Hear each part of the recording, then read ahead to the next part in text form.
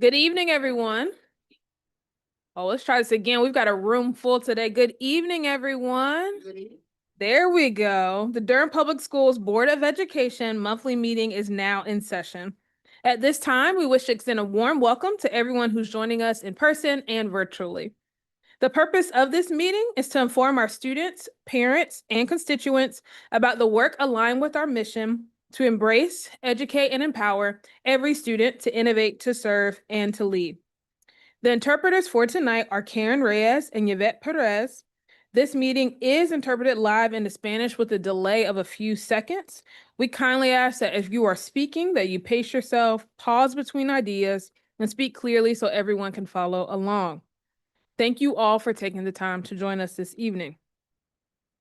Our first item on the agenda is a moment of silence.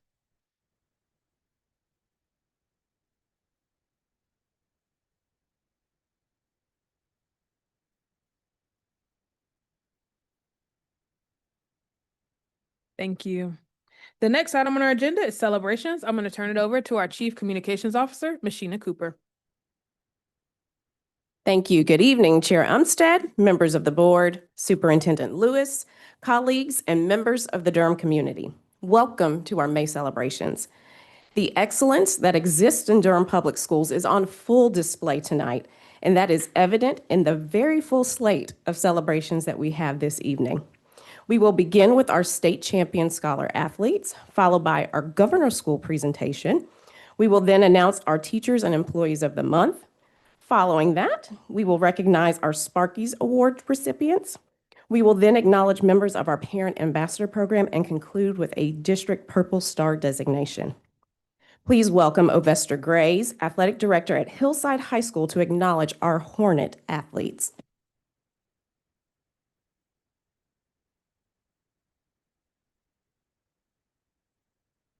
Thank you.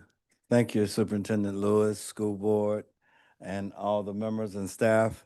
Thank you for having us and recognizing us. Tonight I have with us two of our young men who most recently won state championships in the 7A North Carolina High School Athletic Association Championships. So without further ado, I'll tell you a little bit about them.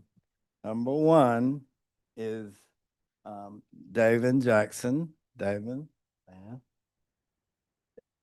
come up. Delvin is a senior at Hillside High School, an outstanding, one of our best scholars in our school. He's in the process of deciding where to go to college, but he was a member of our 4x2 state championship, 7A state champion. All right. Wait. Next, we have, help me with this one, because I always do, Amal, right? Amal Melderson. Amal is a junior, also an outstanding honor roll student at Hillside High School, which was the second leg of our state championship this year. There were two more members. Did they come in? No.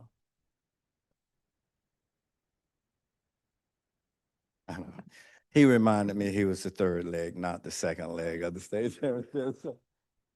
So anyway, the other two were Tyler Adams and Tyler Williamson, who also won the individual 400 state championship. So the four young men brought home 5 state championships in the 7A state championships. And thanks for having us. We really appreciate it.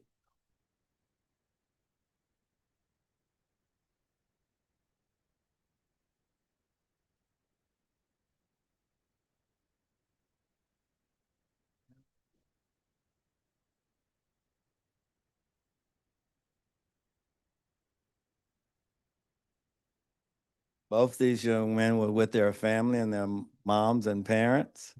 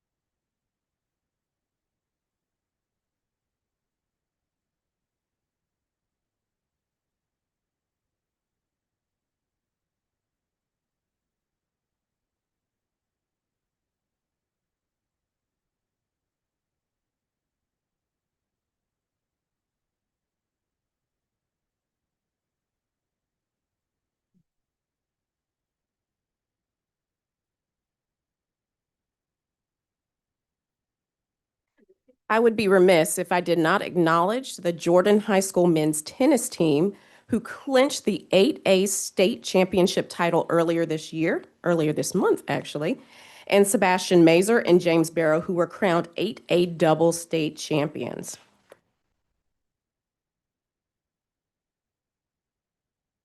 Additionally, Jordan men's track and field team also received 8A state championship honors this year. Last but certainly not least, Simone Arrington, who graduated just yesterday from J.D. Clement Early College, was a member of the Southern women's track team, and she won the 7A 300-meter hurdles for the second consecutive year. A hearty congratulations to these wonderful and outstanding scholar athletes. At this time, please welcome Laura Parrott, Director of Advanced Academics, for our Governor School presentation.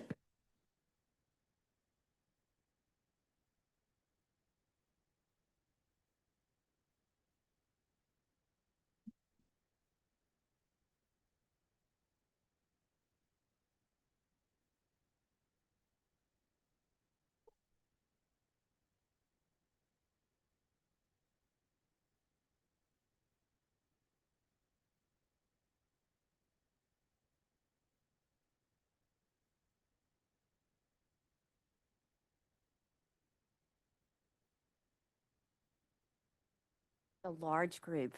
This is always one of the most exciting nights, so forgive us as we continue to scoot in and we ask our parents to come in along the wall a little bit.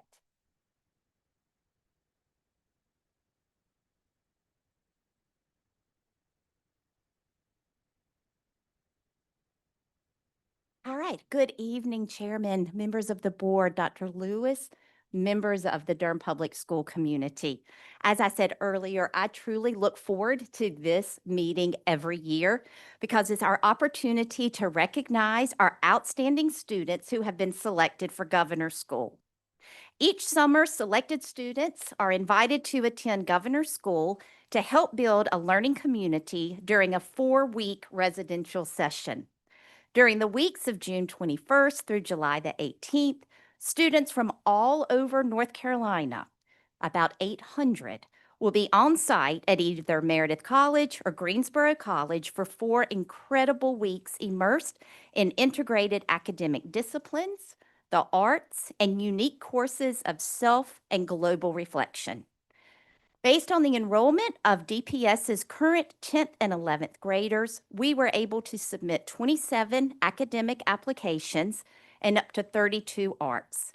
Tonight, I am thrilled to share that 23 of our outstanding students were selected for the 2026 summer session of the North Carolina Governor's School. We have quite a number of them with us tonight. Unfortunately, at this time of year, there are a lot of orchestra concerts and dance concerts and this banquet and that. So we know that not everybody could be here. So we are grateful for those who could, for the great number of parents that are supporting, for our high school AIG specialists, and for our principals who were able to be here. So at this time, I'd like to recognize those students. Dr. Pittman is Assistant Superintendent of Special Life Services, will help us as we call each name. This year, we grouped them by areas of discipline so that they had the opportunity to meet one another from the different schools so that they could recognize one another. So we'll start with choral music. Benjamin Davis, Miles Hagan,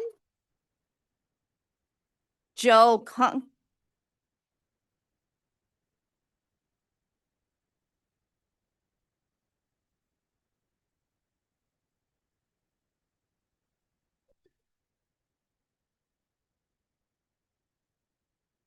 It's okay. So while they're having their picture made, I will tell you there are about 2,000 applicants that come in from across the state of North Carolina. Like I said, about 800 selected, so it really is a great honor.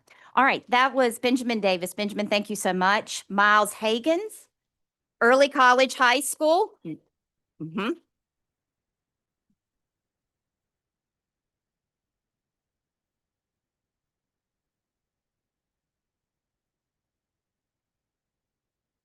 Joel Kongu, choral music, Durham School of the Arts.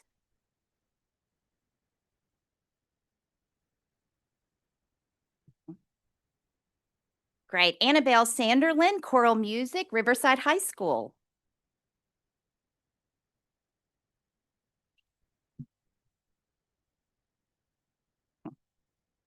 For English, we have several students, but with us tonight, Ipin Olua Ambu from Early College High School.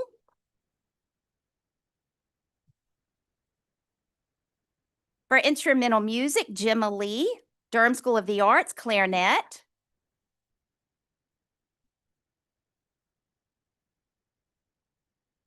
Next is Ashton Jampayus, instrumental music, saxophone, Durham School of the Arts.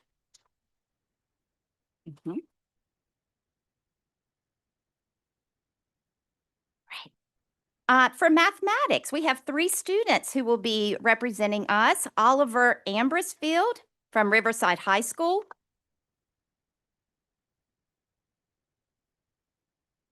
Soka Rosette, Riverside High School Mathematics. And Cora Whelan Carnes, Mathematics, also from Riverside High School.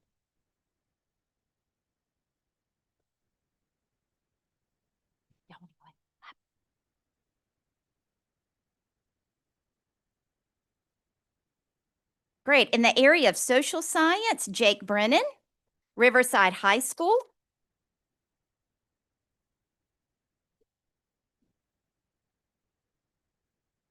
Matthias Mathau, Northern High School, social science. From Southern School of Energy and Sustainability, Nicole Brooks, theater.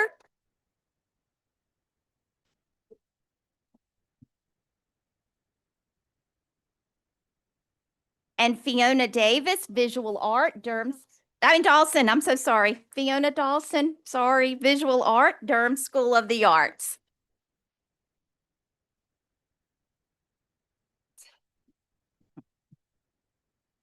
That's all. We have about 9 students who were not able to be here tonight, and we certainly celebrate each and every one of them as well. So thank you so much. Congratulations.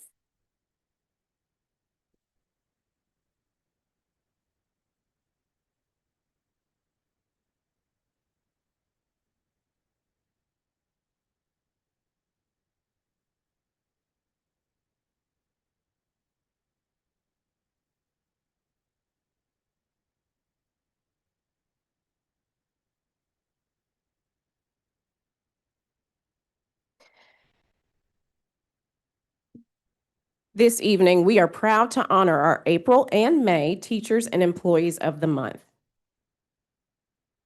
Yes. This also marks our final Teacher and Employee of the Month celebration for the 2025-2026 school year, making tonight's recognition especially meaningful as we close out another successful year of learning, service, and dedication across Durham Public Schools. Our Teacher of the Month recognition is sponsored by North Carolina Central University Tennis Program and the Tau Psi chapter of Omega Psi Phi Fraternity Incorporated and DCL Consulting LLC. Our Employee of the Month recognition is generously sponsored by the Office of Human Resources. The theme for April was restoration, honoring those who bring joy, energy, and optimism, as well as offering light in challenging times.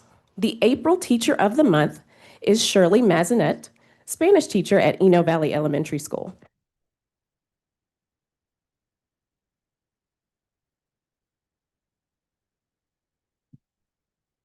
Ms. Mazinet is an international educator from Colombia and is completing her 4th year at Eno Valley. She creates an engaging and welcoming environment for her classroom where students are excited to learn and grow, building strong relationships while fostering academic success through meaningful language instruction, which is critical. This year, Ms. Mazinet organized Eno Valley's first annual Spanish Spelling Bee, encouraging students to strengthen their vocabulary, reading, and language skills through healthy competition. She coordinated volunteers, secured awards, and partnered with a local grocery store to provide refreshments, creating a memorable experience for students and families. As the school-wide Spanish specials teacher, Ms. Mazinet leads the Spanish curriculum and helps students build their confidence in speaking, writing, and presenting in Spanish. Beyond the classroom, she works with the Global Awareness Committee to celebrate the diverse cultures represented throughout the school's community. Her commitment to student engagement, cultural awareness, and educational excellence makes her highly deserving of this recognition. Congratulations.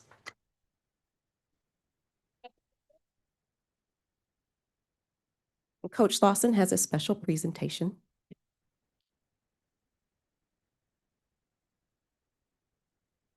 Good evening. On behalf of DCL Consulting, we would like to present Ms. Masonek with a small token.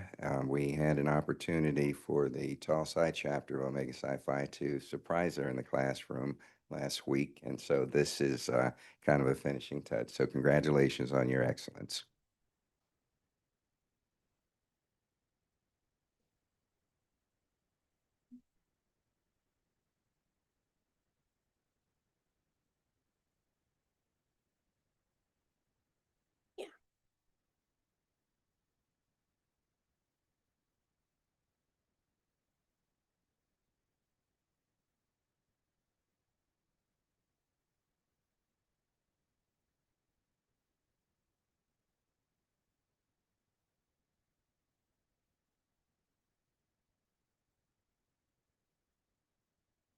Our April Employee of the Month is Maria Eugenia Whittick, school counselor at Southwest Elementary School.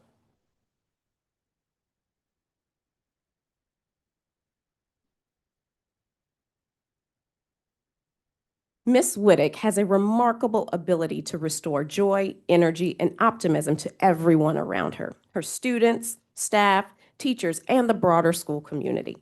She serves as a steady source of positivity, constantly focusing on the good and helping others do the same. Miss Whittick's warmth, encouragement, and uplifting spirit truly light up every room she enters. She creates an environment where individuals feel valued, supported, and inspired, fostering meaningful relationships built on trust and compassion. Students and staff alike know they can rely on her for guidance, encouragement, and a listening ear. Through both her actions and attitude, Ms. Whittick brings hope, renewed energy, and a strong sense of connection to the Southwest school community. Her dedication to supporting the emotional well-being of others leaves a lasting and meaningful impact on all those fortunate enough to work alongside her. Congratulations, Ms. Whittick.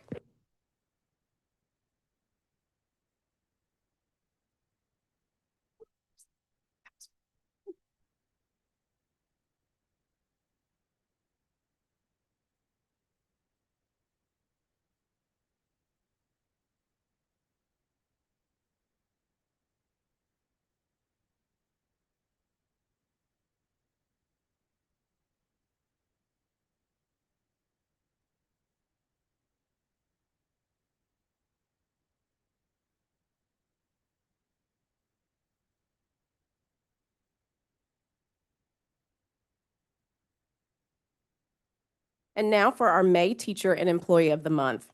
Our theme this month is Celebrating Others, honoring those who celebrate every win, big or small, and never miss an opportunity to uplift others. Our May Teacher of the Month is Talicia Fletcher.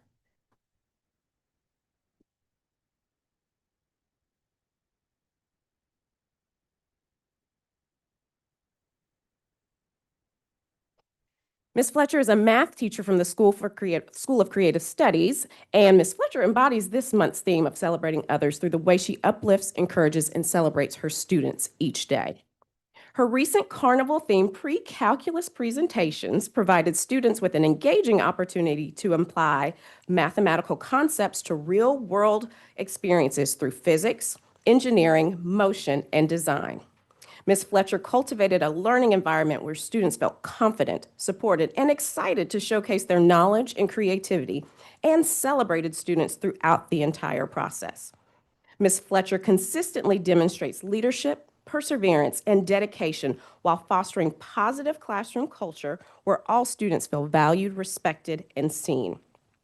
Her passion for teaching and commitment to student growth make a lasting impact both inside and outside of the classroom. Congratulations, Ms. Fletcher.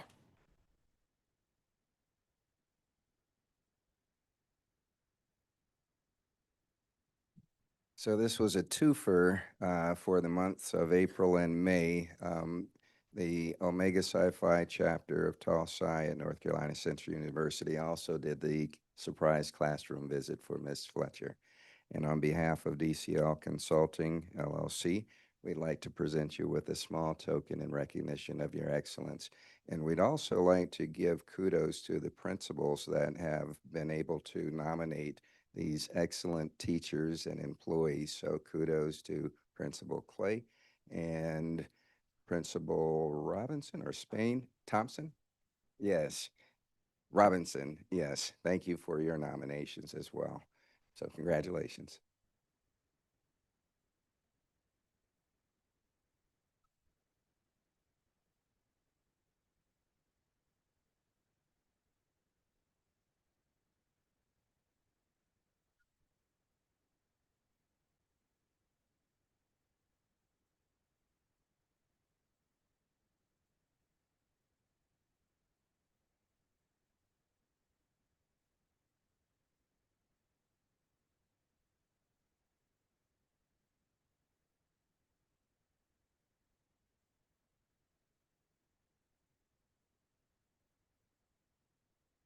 Our May Employee of the Month is Katina Graham, Instructional Assistant from Oak Grove Elementary School.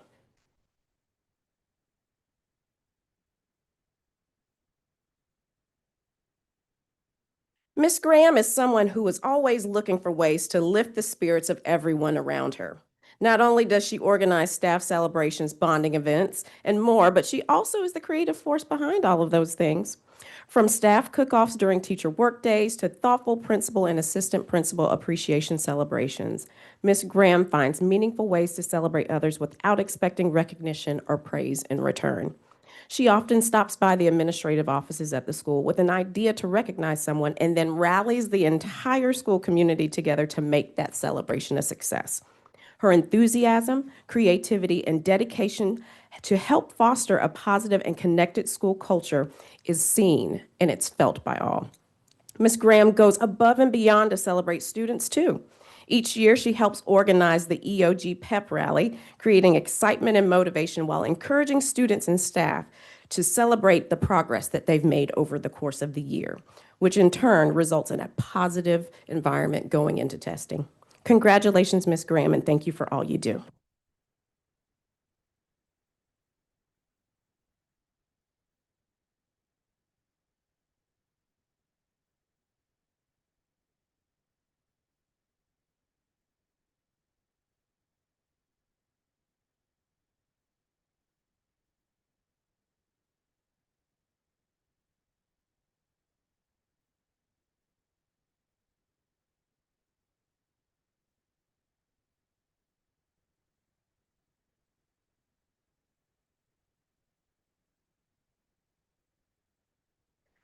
Earlier this month, Durham Public Schools held the very first ever Sparky Awards, honoring employees from across the district. We are pleased to present our Employees of the Year this evening. We have several who are joining us tonight, and there are a few who are unable to make it, but we certainly want to recognize their wonderful achievement as well. As I call your name, please come forward to be recognized. Kenya Hill, Rogers Herr Middle School Teacher of the Year.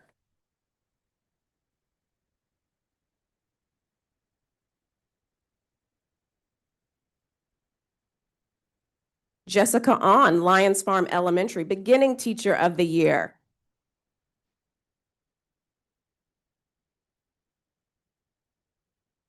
Thomas Hopkins, Merrickmore Elementary, Instructional Assistant of the Year.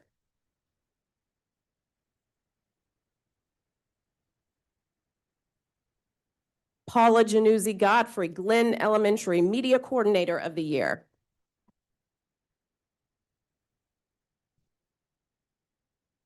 Elizabeth Gallegos Moore, Ignite Online Academy, EC Educator of Excellence.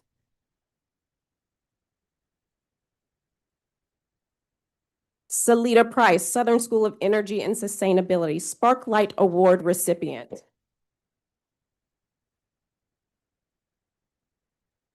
Candace Clark, Oak Grove Elementary, Assistant Principal of the Year.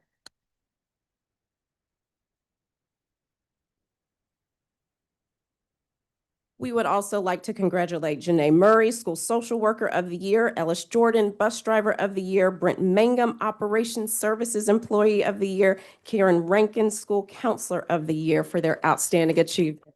Karen Rankins, there you are. Thank you. Thank you all for being here and congratulations on a job well done. We so appreciate the work that you do in Durham Public Schools for our students each and every day. Thank you.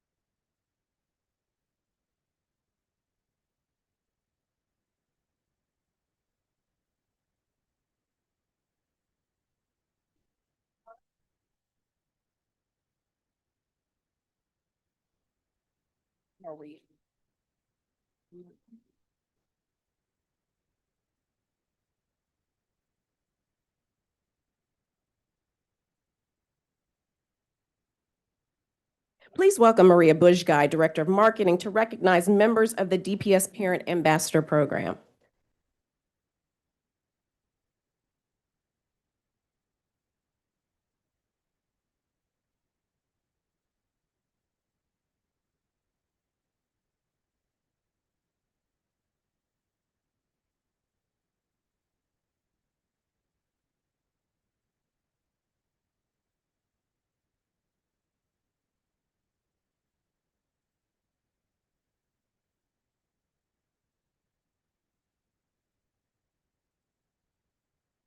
Good evening, Chair Umstead, board members, and Superintendent Lewis.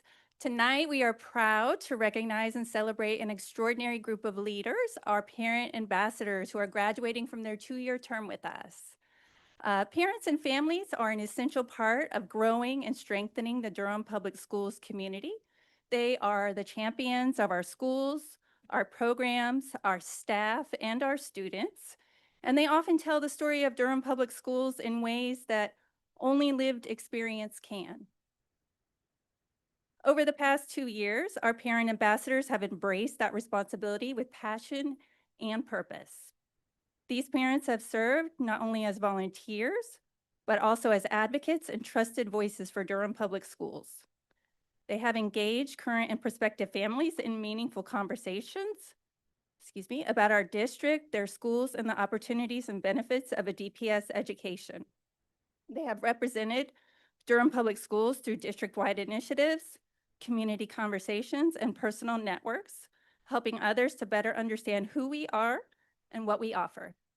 Their commitment extends beyond advocacy alone. They are also serving as members of the Superintendent's Parent Advisory Council, and these ambassadors have engaged in direct dialogue with district leadership, offering thoughtful input and feedback on district-wide initiatives and policies. In doing so, they have helped ensure that family perspectives and community insight remain part of important conversations shaping our schools. Tonight, we celebrate not only the completion of their 2-year term as parent ambassadors, but also the impact of their leadership and the example they have set.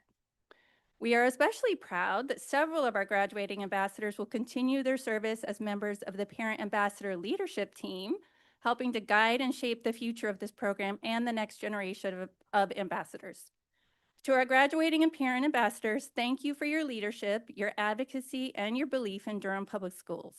Thank you for speaking with pride about our schools and for helping others see the value and promise of a DPS education. Ambassadors, please come forward when I call your name to take a photo with Dr. Lewis and be recognized by board members. LaDonna Allison.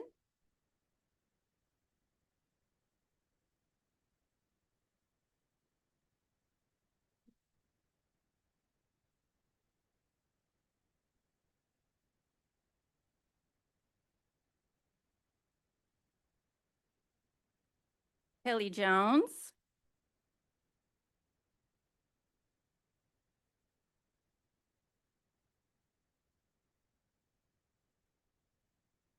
yes.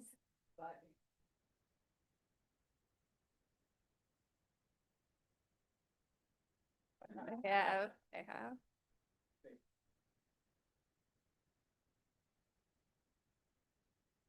Brenda May,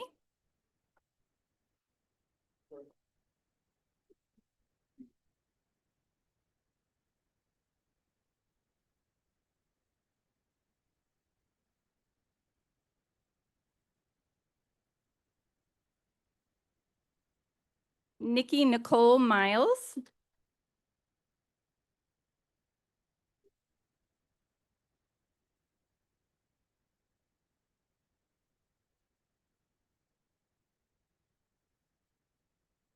Dawn Modest,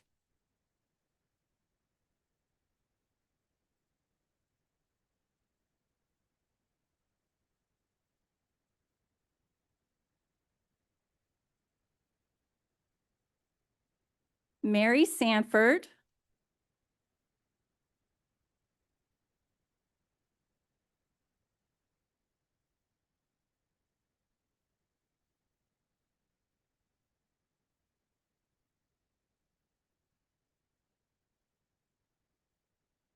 and Kim Thompson.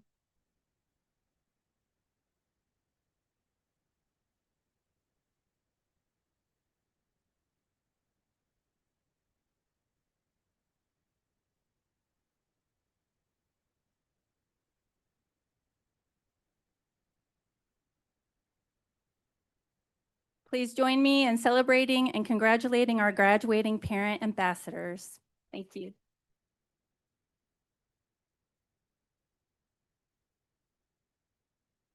Thank you. And at this time, for our final presentation, please welcome Howard Lattimore, State Level Military Consultant in the Office of Career and Technical Education for the North Carolina Department of Public Instruction. Good evening. As stated, I'm Mr. Lattimore, State Military Consultant, and I bring greetings on behalf of State Superintendent Mo Green. I'm honored to stand for you this evening to share one of the pillars in the state superintendent and the state strategic plan, celebrate the good in public education. And that's what we're doing this evening. The Purple Star designation was developed in 2019, 2020, and it was designed to award schools that practice military-friendly things at their school. And this year, Durham Public Schools has been doing this. Last year, they had one school, Southern School of Engineering and Sustainability. And with the trio of Rosalind Garman, Salita Price, and Dr. Boyu, they said we'll be back next year. And if we don't have all of our schools, we're gonna be very, very close. So let's celebrate the good. They went from one school to 37 schools this year.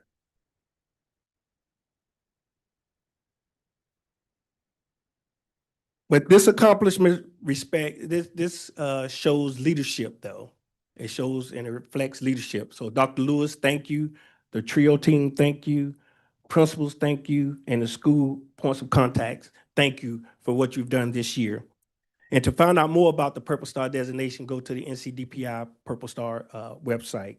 Today, we are proud to celebrate Durham Public Schools campuses that earned the 2026 Purple Star designation.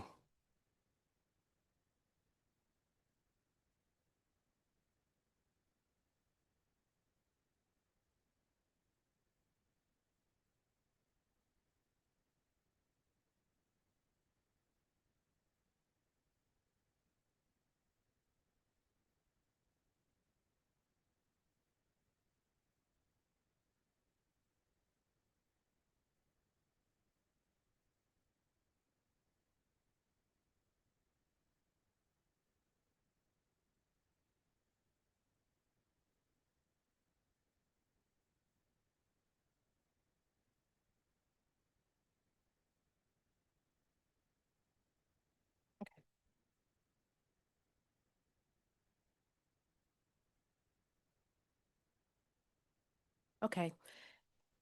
Each school that received the Purple Star distinction received a banner like so. At this time, we would like to recognize our elementary schools that received the 2026 Purple Star distinction. As I call your name, just wave to the audience.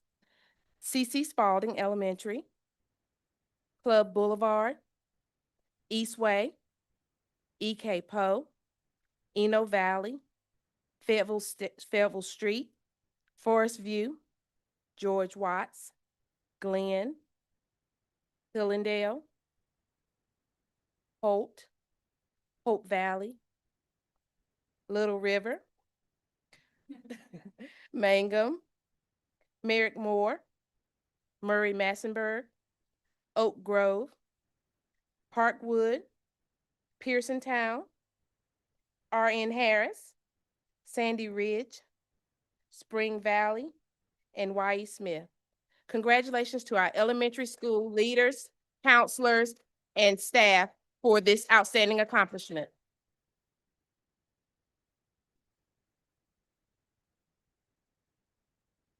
We'd like to ask our elementary school principals to please meet us outside for a photo from Mr. Cunningham. That's a lot.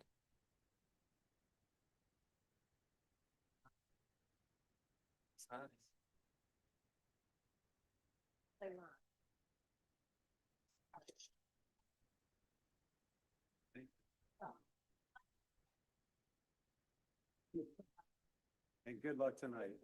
Yeah. Okay.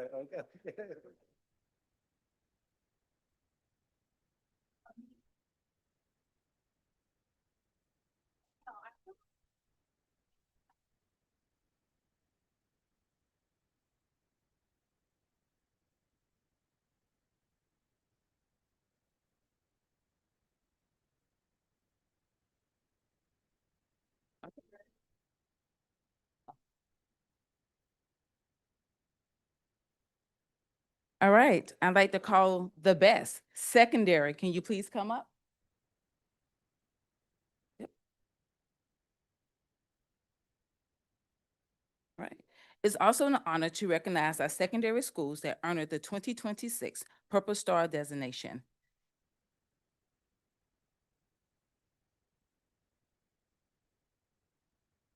When I call your name, please take a bow. Brogdon Middle School, City of Medicine Academy, Durham Early College of Health Sciences, Durham School of the Arts, Durham Performance Learning Center, Durham School of Technology, George L. Carrington Middle School, Josephine Dobbs Clinic Early College High School, Lakeview School, Lucas Middle, Neal Middle, Northern High School, Rogers Her Middle School, and the world famous Southern School of Energy and Sustainability. This recognition reflects the intentional work taking place across Durham Public Schools, ensuring that military-connected students feel welcome, supported, and empowered to succeed.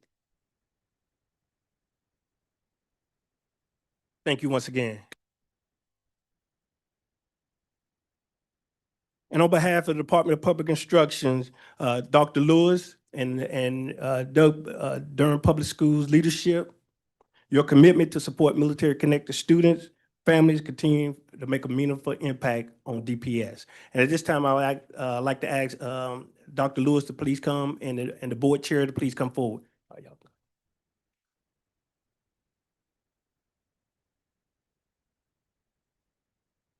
I would like to present this certificate here to the board chair and Dr. Lewis.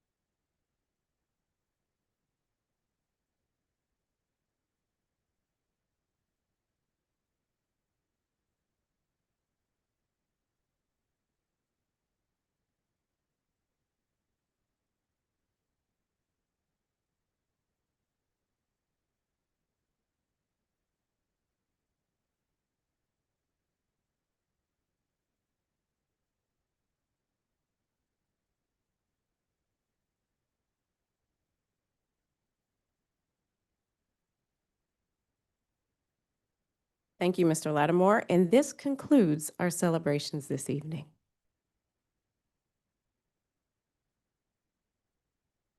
Thank you, Ms. Cooper, and to all of the folks that we got to celebrate this evening. It was great to see such a variety of Durham Public Schools excellence in our boardroom. The next item on our agenda is the superintendent's update. I'm going to pass it over to Dr. Lewis.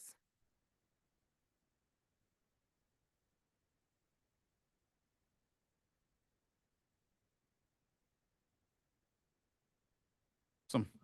Good evening, board chair, board members.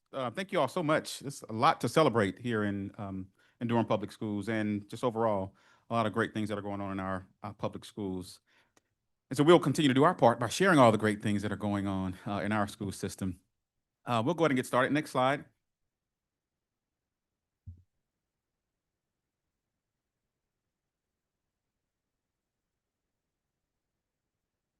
All right, we know that there has been a tremendous amount of interest from both our board and our school community regarding the capital improvement plan. This report was originally scheduled to be presented at our May work session, and again this evening, but unfortunately, the staff member that's leading this very important work had a family emergency and was unable to attend. And I often say, family always comes first. However, we will move forward with the report during our June 9th work session. That presentation will provide the board and the community an overview of the current status of our 2022 bond projects, including completed work, projects currently underway, and an update on budget and spending activity. This presentation will also outline the development of our 2026 capital improvement plan, including facility assessments and community engagement efforts, and the process that we go about prioritizing projects as we prepare for future bond planning.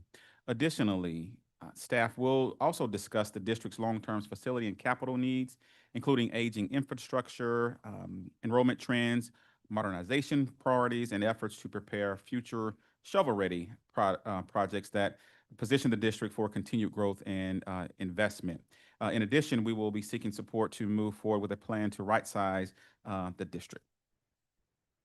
And what's on the slide, DPS proudly celebrates the educators who make a difference in the lives of our scholars every single day. We held special observances during Teacher Appreciation Week, which was highlighted by the announcement of our 2026 Teacher of the Year at our Sparkies. Throughout the week, schools and community partners found meaningful ways to recognize and thank our educators for their dedication, passion, and commitment to student success. And I cannot thank our educators enough for the work that they do day in and day out. You are truly valued and certainly appreciated. Next slide. A lot going on in May, so bear with me here. May is Mental Health Awareness Month. As we recognize mental health awareness, I want to thank our school counselors, social workers, school psychologists, and our student support services leadership team for their critical role and support that they provide to our scholars and families each day. Seeking support is a sign of strength, and together we must continue to foster a culture of care, resilience, and connection across DPS. Next slide. May also marks Speech Language Hearing Month, an opportunity to recognize the dedicated speech language pathologists and audiology professionals who support our students each day. Their work helps students strengthen their communication skills, build confidence, and fully engage in learning, making a lasting difference in our classrooms across the district. We certainly thank you for the role that you play in our scholars' journey, and you do make a difference. I am a product of a speech pathologist. I stuttered severely and I would attend speech classes with Ms. Hill. So they do make a difference. So thank you to all of our speech language pathologists. Next slide. This month, Durham Public Schools is proud to recognize the culture, contributions, and history of Americans of Asian, Native Hawaiian, and Pacific Islander descent who teach, study, and work in our schools and offices. They bring unique perspectives, traditions, and experiences that enrich our classrooms and help build a more inclusive community for all. Next slide. Having observed Memorial Day this week, and just a few moments ago, you learned about our Purple Star designation, honoring our commitment to military families. I want to take another moment to thank those who have served in the armed forces, past and present, to honor their service. we serve more than 1,100 military-connected students across the district, and we understand that transitions, deployments, and new beginnings can bring both challenges and strengths. That's why we work closely with military partners, veteran organizations, and community groups to ensure students feel supported, connected, and ready to succeed. Next slide.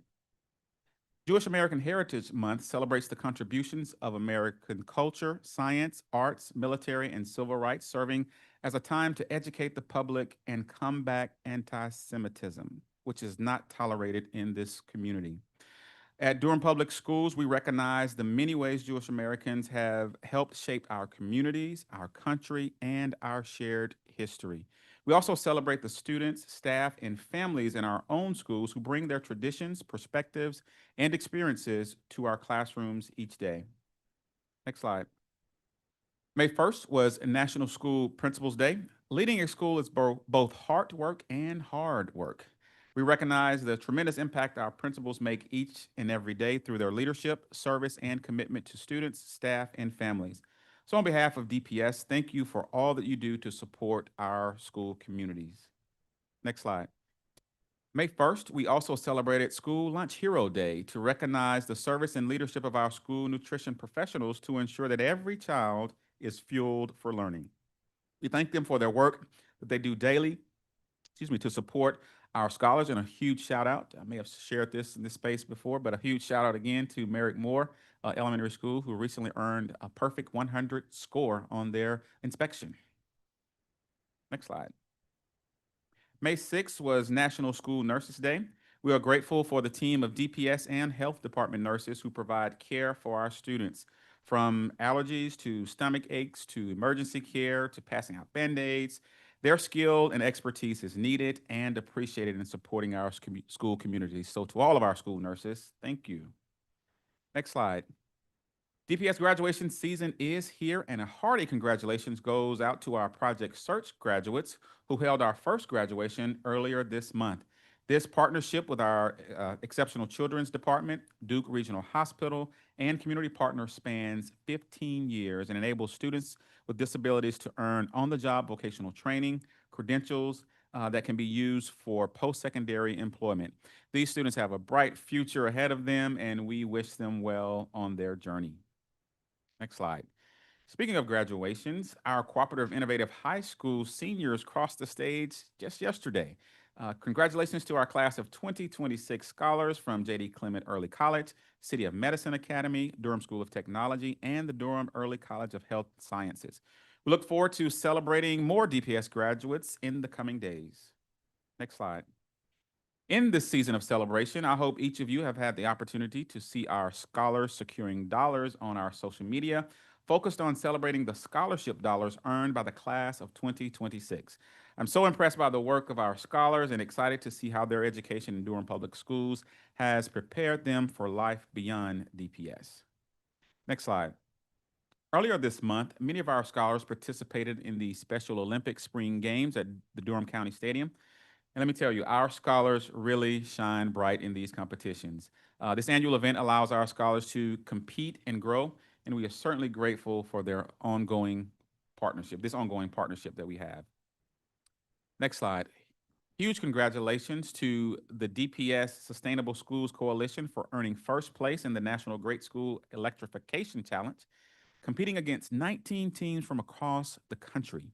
DPS climate advocates with more than 1,000 points after a year of organizing, community outreach, and student-led action focused on creating cleaner, healthier, and more energy-efficient schools. Congratulations on this prestigious honor. Next slide. Last week, we honored transportation employees. This is really good. They participated in the introductory Spanish cohort class with Durham Tech. These individuals committed themselves. They raised their hand, they volunteered, and committed to learning conversational Spanish to support communications with families and students, particularly students who ride their school buses. We celebrated them. We celebrate their hard work and their efforts to engage our school community. So kudos and congratulations to these pioneers. Next slide. DPS principals James Boyce of Forest View Elementary School Chandra Clay of the School of Creative Studies, and Dr. Jacqueline Teal of Eastway Elementary School recently graduated from the Distinguished Leadership in Practice, or DLP, program through the North Carolina Principals and Assistant Principals Association. The DLP program is a prestigious leadership development experience that strengthens transformational school leadership across North Carolina. Through collaboration, reflection, and professional growth, participants deepen their leadership practices to better serve students, staff, and school communities. Congratulations to these principals. Next slide. Thanks to the leadership of our Board Vice Chair Millicent Rogers and the participation of our Legislative Steering Committee, we recently hosted a legislative roundtable. We also extend our appreciation to Senators Sophia Chitlick and Natalie Murdoch for attending and taking the time to listen to and discuss our legislative priorities, which are fully fund public K-12 instruction to reach adequacy in North Carolina, support every learner, and invest in educators, demand real accountability, and protect public education. Stay tuned to our website. You'll see these posted on our website soon, and social media. This is where you can take an active part and to like, reshare on your platforms as well as we continue to advocate for public education. Next slide. Congratulations to Rachel Owens, science teacher at Northern High School, on being named the 2026 Conservation Teacher of the Year by Durham County Soil and Water Conservation District. She will now go on to represent Durham County in the state competition. We're proud to celebrate her dedication to education and conservation leadership in our community. Congratulations, Ms. Owens. Next slide. Please join us in congratulating Jordan High School's Director of Bands, Cameron Garris, on being named the 2026 Central District Band Masters Association Band Director of the Year. This prestigious honor is voted on by band directors representing counties across Central North Carolina and recognizes exceptional achievement in music education, leadership, and service. I'm going to talk about the Sparkers here in just a minute, but he also brought his jazz ensemble to play at the Sparkers, and they did a phenomenal job. So congratulations, Mr. Garris. Next slide. Kudos to DPS Director of Athletics, Health and Physical Education, and Driver Education, David Hackney, DPS Board of Education member, Wendell Tabb, Wallace Cherry, Transportation Specialist, and Robert Duncan, Riverside High School Athletic Director, for their recognition by the National Sorority of Phi Delta Kappa Incorporated Beta Zeta chapter at its Male Educators Recognition Gala for their commitment to and excellence in education. They received this honor most recently, I think it was this past weekend, so congratulations to these honorees, and certainly our very own Mr. Wendell Tabb. Next slide. As I mentioned, Sparky's was a huge success. This was our first Oscar-style award program, which was held on May 7th at the Durham Convention Center, recognizing employees across the district for their exceptional talents and leadership. You heard from some of those individuals tonight, or they were recognized early. We named the Teacher of the Year, Assistant Principal of the Year, Beginning Teacher of the Year, Instructional Assistant of the Year, Media Coordinator of the Year, EC Educator of Excellence, School Social Worker of the Year, School Counselor of the Year, Bus Driver of the Year, Operations Service Employee of the Year, and the Sparklight Award. We shared that night with more than 300 colleagues, our partner sponsors, our MC, Tony, the Voice Cunningham, and our Mistress of Ceremonies, Quaylin Murphy from WTVD ABC 11. This event would not have been possible without the support of our sponsors. Presenting sponsor, the DPS Foundation; gold sponsor, Mark Jacobson Toyota; silver sponsor, ABC 11; bronze sponsor, Duke Community Affairs; and our donation sponsors, Durham Magazine, Durham Toffee Company, The Mad Popper, Nothing Bunt Cakes, Rudette in DPS, and Y'all Need Cookies. So thank you to everyone that helped support that amazing occasion, and a huge shout out and thank you to our Office of Public Affairs for their work behind the scenes and making this happen. Next slide. And then lastly, I want to end on this. You've heard in this room's advocacy around many of our global teachers. And so I wanted to share several important legal issues regarding foreign national employees. First of all, immigration law is complex and, as you would imagine, constantly changing. And there are many ways in which a school system or any other public employer may be exposed to liability. It's important to also know that as we discuss this matter, I want to emphasize that personnel matters involving individual employees are confidential by law and policy. Because of those protections, there are limits to what can be publicly discussed regarding specific employees and other employment situations. Also want to note that Durham Public Schools has been working closely with our legal counsel to carefully review immigration and employment-related considerations that are connected to visa sponsorship and employment authorization. These reviews are important to ensure that the district remains compliant with all applicable laws, regulations, and procedures. It is also important to understand that preliminary conversations, whether they're reviews or procedural discussions regarding sponsorship do not constitute a commitment or a guarantee that the district will move forward with sponsorship. Any decisions related to employment sponsorship must follow established legal, operational, and organizational processes. Next slide. And as part of this process, the district must ensure compliance with all applicable federal immigration laws and regulations. And that includes requirements related to employee work authorization, recruitment practices, employer responsibilities and liabilities, restrictions within federal visa programs, and the financial obligations associated with sponsorship. Our legal counsel has advised that while school districts may choose to pursue sponsorship in certain circumstances, districts are not legally required to sponsor employees for visas or permanent residency. It's important to recognize that H-1B sponsorship carries significant federal requirements and responsibilities for the employer. These include mandatory employer-paid costs, extensive recruitment and compliance obligations, and additional restrictions that may apply to employees currently participating in the J-1 visa programs. And so given the complexity of these legal and operational requirements, the district must approach these matters carefully, consistently, and in consultation with legal counsel to ensure compliance and responsible stewardship of district resources. Next slide. In addition to federal requirements, the district must also be mindful of its contractual and partnership obligations with organizations that support the placement of international educators in our schools. And for us, global and participate. The district must avoid actions that could unintentionally breach existing agreements, contracts, or create conflicts with those partnerships.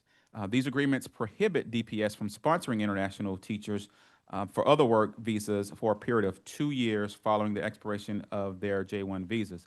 Now, at the same time, I want to emphasize that Durham Public Schools deeply values and appreciates the many contributions of our international teachers. These educators play an important and vital role in supporting our scholars, enriching our school communities, and bringing diverse perspectives and experiences into our classrooms. And so as the district considers these matters, our decisions must remain grounded in legal compliance, operational responsibility, and alignment with the broader priorities and obligations of the district.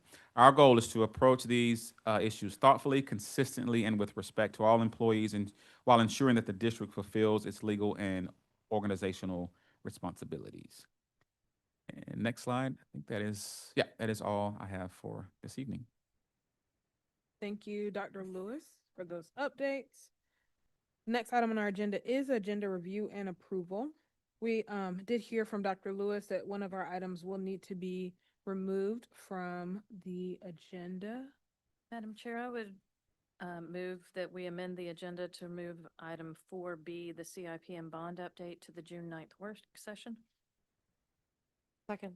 Been moved that we move item 4B to the June 9th work session. Is there any discussion? Moved and seconded. All those in favor say aye. Aye. Any opposed, use the same sign. It passes unanimously. I'll now take a motion to approve the agenda as amended. Move to approve the agenda as amended. Second. It's been moved by Ms. Harold Goff and seconded by Mr. Tab that we approve the agenda as amended. Any other discussion? All those in favor say aye. Aye. Any opposed, use the same sign.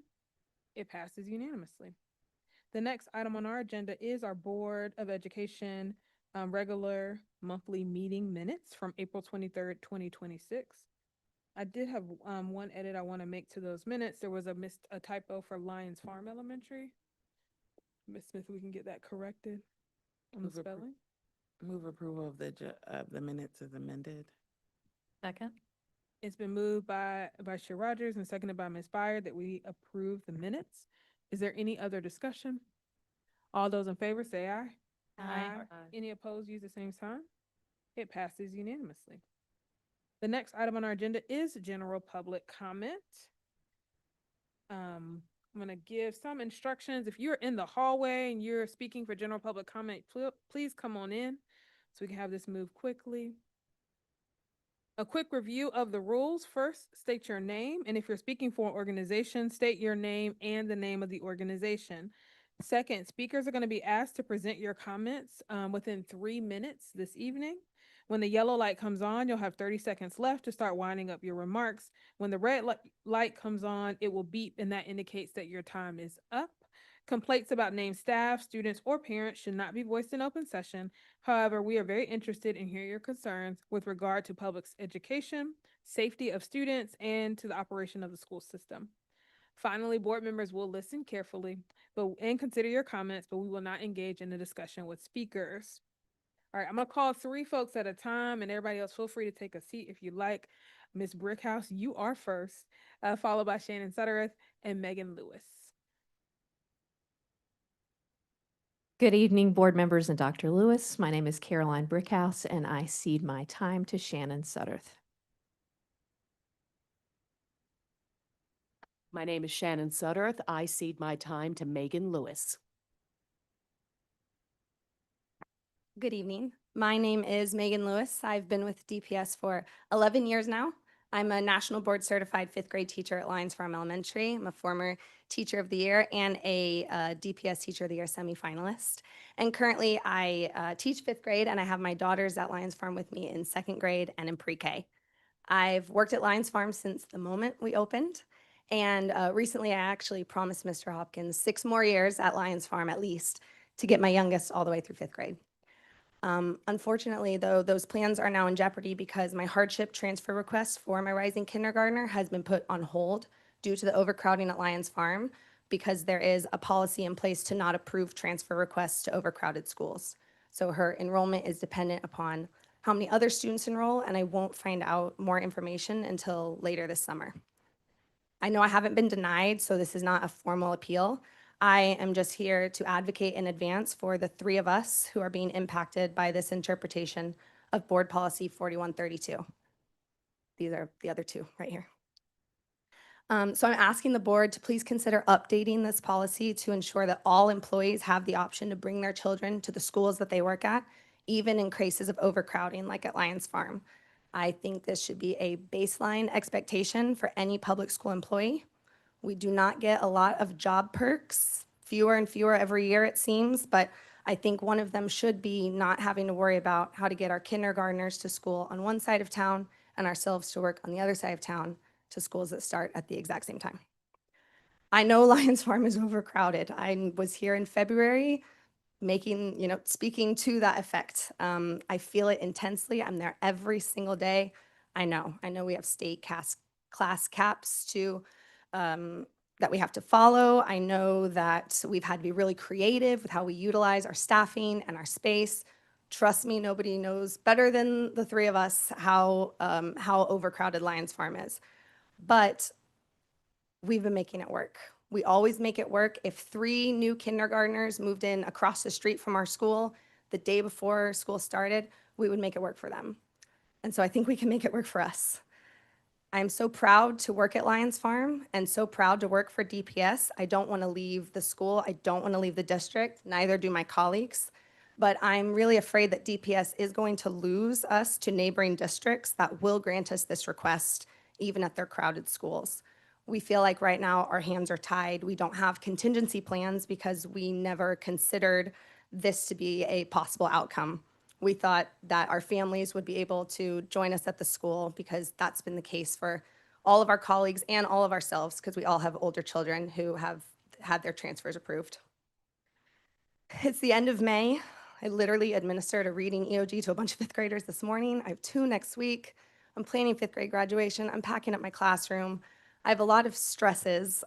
So the fact that my daughter's transfer application not being approved is sort of the thing that's put me over the edge this week.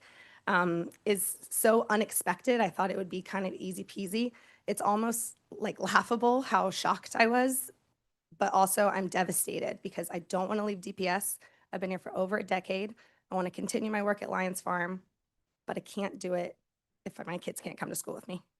So I hope the board will reconsider this policy. I thank you for your time, and you can also refer to the email that I sent yesterday afternoon for more information and to get in contact with me.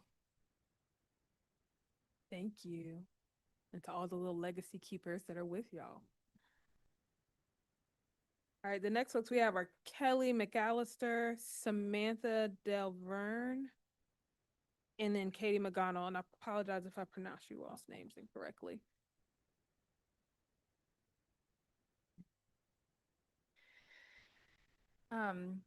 Good evening, members of the board and Superintendent Lewis. My name is Kelly McAllister, and I am the program manager for Vision to Learn in the Research Triangle. And I am excited to introduce Vision to Learn to the Durham Public School community. Founded in Los Angeles, California in 2012, Vision to Learn now operates in 15 states and Washington, D.C. We launched in North Carolina in 2018 with the Charlotte program and expanded to the Research Triangle in 2025.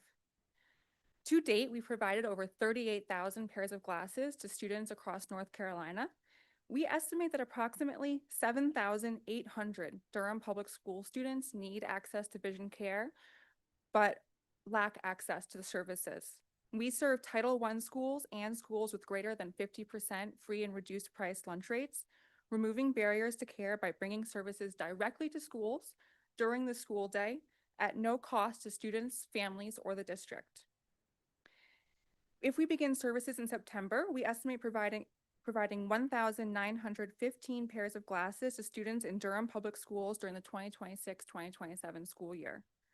Vision to Learn provides vision screenings, eye exams, and glasses, all at no cost to students, families, or the district, thanks to the support of a funder dedicated to Durham Public School students. Vision screenings are conducted by a certified vision screener using a spot vision screener, which helps maximize instructional time during the school day. We also partner closely with school nurses to expand our reach and support efficient service delivery through nurse referrals and additional screening data. Eye exams are provided by a licensed optometrist on our mobile clinic, where students also select glasses frames, and then glasses are delivered directly to the students by a licensed dispensing optician. We also provide free 12-month replacements for lost or broken glasses. Vision to Learn is an evidence-based program evaluated by studies from UCLA and Johns Hopkins. These studies showed improved math and reading scores and improved classroom behavior for students who received glasses from Vision to Learn. In addition, students showed 4 to 6 months of learning gains.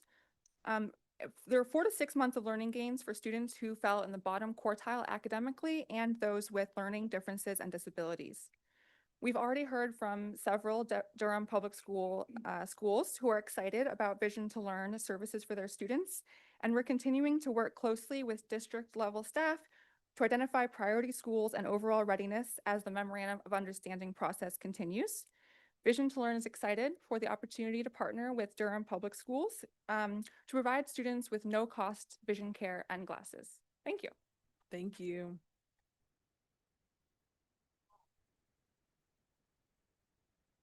Samantha Delverne, followed by Katie McGonnell.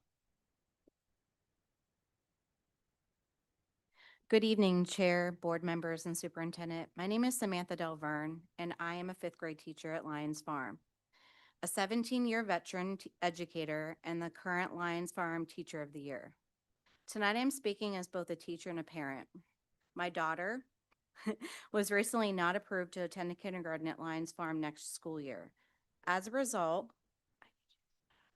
my family may be placed in the difficult position of having my third grader attend Lions Farm while my kindergartner attends a year-round school on a different calendar. This creates significant challenges with transportation, childcare, and managing 2 completely different school schedules. As an educator, I am committed to serving DPS students, but as a parent, I also need to ensure stability for my own children.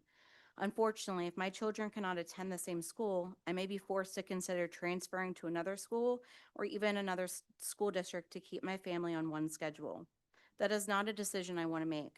I love Lions Farm, and I'm proud to work for Durham Public Schools. Supporting employee families helps retain dedicated educators and strengthen our school communities. Thank you for your time and consideration.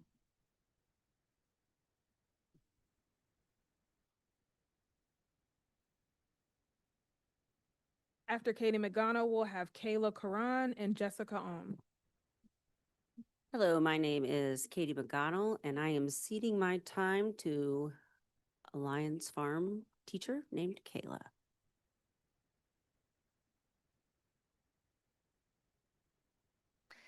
Hello, my name is Kayla Curran. I'm the music educator at Lions Farm Elementary, a district-appointed lead teacher in DPS, currently working on my national board certification and a taxpayer in Durham.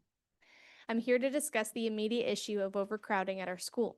It has been brought to our attention that the Office of Student Assignment has indicated that 3 of our outstanding employees will not be allowed to transfer their youngest children from our pre-K program into our kindergarten program. These students are already attending Lions Farm and are thriving in their program. These employees already have children attending Lions Farm that I have been teaching for the past 4 years. Forcing these employees to split up their children to different schools will cause us to lose exceptional leaders in education. When we asked you to alleviate our overcrowding issue, we were not asking you to displace 3 of our phenomenal employees. We were asking you as the district to look at the big picture and evenly distribute the students throughout all of DPS. We were asking you to assess all data across the entirety of the population in DPS. Displacing students of staff members that includes 2 of our most recent Teacher of the Year award recipients and a highly respected and valued instructional assistant for our neurodivergent students will cause half of our 5th grade team to make hard decisions that would be to the detriment of our student population. I have been working with these 3 parents since we opened our doors, and they are truly some of the best people I've had the pleasure of working with, and our students are lucky to have them as a guiding light in their young lives. If this plan goes into effect, this will greatly impact the future of our school. We will no longer be able to retain the amazing educators that have been teaching at Lions Farm since the opening of our school. Please reconsider your approach to addressing this issue. Thank you.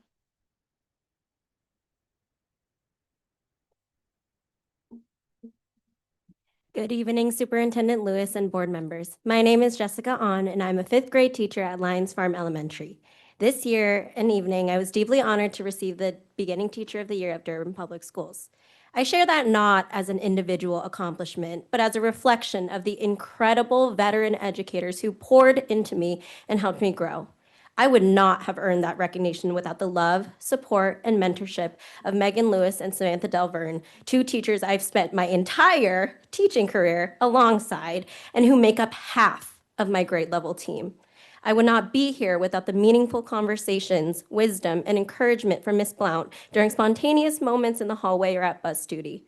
It is no secret that the first years of teaching are incredibly difficult. Like many beginning teachers, there were moments when I questioned whether I could continue. These women helped keep me afloat. They modeled what it means to be an excellent educator, compassionate colleague, and unwavering advocate for children. The denial of transfer requests of their children would not only mean losing incredible talent from our school community by putting these educators between a rock and a hard place, it would mean severing a vital artery for beginning teachers at our school. We know that it takes a village to support a student. Well, it also takes a village to support a beginning teacher. These people are my village. I will not make it through my 3rd year without my team. And I'm standing here today because these educators made me a better teacher and because their impact extends far beyond their own classrooms. Please reconsider updating your policy to keep my team here.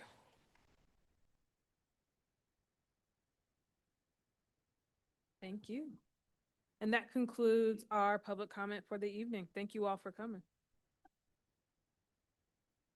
The next items on our agenda is our consent agenda. We have numerous items here, A through Y. Wow, almost went through the whole alphabet here, with different contracts and things that the board hasn't had an opportunity to review in advance.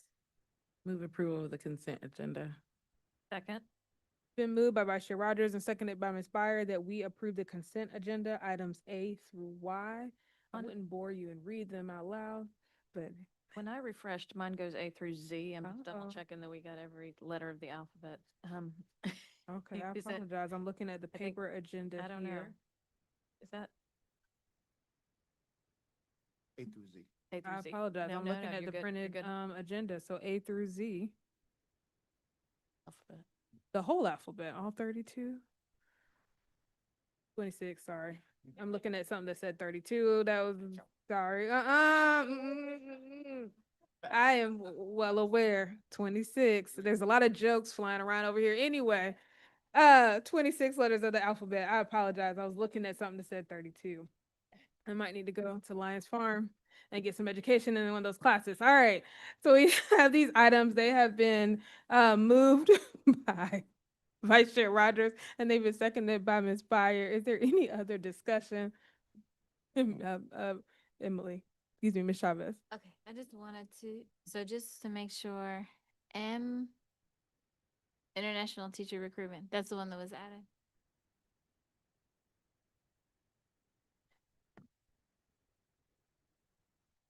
Oh, it was on diligent. Oh, okay, okay. My only thing is that I didn't review that again because I was reading board docs. And I had some questions, but I think I'll follow up individually if I have more. I read it last week, but not this week. Okay, thanks. All right, is there any other discussion? All those in favor, say aye. Aye. Any opposed, please use the same sign. It passes unanimously. The next item on our agenda is administration update. We have a budget update from Mr. Teeter. Okay, good evening, Board Chair Umstead, board members, Dr. Lewis. We've got a presentation attached to this one. The information will look relatively familiar to the board because it's largely in alignment with what we recently were requested to share with our county commissioners last week regarding the status of state budget and potential impacts for Durham Public Schools. So when we last presented at the joint meeting that we had with the school board and the county commissioners on May the 12th, we were only hearing rumblings of what may come forward in a budget framework, and we made a presentation that morning on May 12th. Later that same day in the afternoon, there was a surprise press conference with the Speaker of the House and the Senate Pro Temp to share that they had ironed out some framework for the upcoming state budget that were major hurdles that they needed to clear, were items that were sticking points between the two chambers of the General Assembly that they needed to feel good about before they could flesh out the entire budget. And so nonetheless, it was still limited information. So on the next slide, we sort of lift up the notion of compensation for state employees. If we can, thank you. And so they talked about a couple of items that have come forward. Their intent for raises for our certified folks who are required to have a license, and in terms of raises for our employees who are classified in nature. And so the operative word average, lifting up an average 8% raise for certified employees, and then also they have floated a one-time bonus so less than 16 years of experience, they would have a $500 bonus, and greater than 16 years or greater, $1,000 bonus for certified employees in North Carolina. And again, we'll talk a little bit more about why the 8% is an average in a minute, and that's been a real topic of conversation in the news lately. Classified employees, 3% recommended for our employees that are classified in nature, and this is different than some other proposals. You've heard some higher numbers out there for highway patrol or detention employees, right? So much higher percentages in those categories, but 3% for sort of your typical state employee in North Carolina, including our classified employees. They did lift up a bonus framework for those employees as well, and it was based on annual salary rather than years of service per se. So folks that were earning less than 65,000 per year would get a bonus of 1,750. A salary greater than 65,000 would get a bonus of 1,000. There are usually other stipulations that come along with these, and so they'll be fleshing those out most likely as they go through building the budget document. They usually tell us they usually give us a deadline by which we have to pay those, and if there are any other parameters like the need to prorate, did an employee have to be employed by a certain point in time in order to be eligible? So we will await with keen interest to see the budget document and what kind of instructions we get on how that's to be administered. And we'll talk about kind of some other questions that we have a little bit later where that's concerned. On the next slide is a draft of the salary schedule for teachers that came from fiscal research at the General Assembly. We'll note my finance officer colleagues caught an error in fiscal research salary schedule. And so on step 24, their schedule lifted up that it would be a 9.5% increase, and it's really 5.5%. And so I think since we had to publish these materials, I think they have corrected their documents at the General Assembly. But just wanted to point that out, that they were really kind of rushing through putting this framework out for everyone to consume. But you can see on this schedule, it's, if we can get that slide up on the next slide, please. Wide range. So for our beginning teachers, 17.1% increase in value, 5.5% or so for our more veteran educators in North Carolina. That has really kind of garnered the bulk of the conversation and concern. And I think a number of us would have just preferred to have seen that average of 8%, just do an 8% across the board and then take care of everyone sort of in a similar manner and not differentiate. And the last several years, the teacher pay structure in North Carolina has not really skewed in a way that benefited our seasoned educators. And so this is just a continuation of that pattern. With that said, this had the potential for serious budget implications. So we, a lot of school systems, right, and in fact, not all, really try to concentrate their most beginning teachers or their lowest paid teachers in local funds. And so you'll see in a lot of school systems that the average teacher paid from local funds is a beginning teacher in those first 3 years of experience.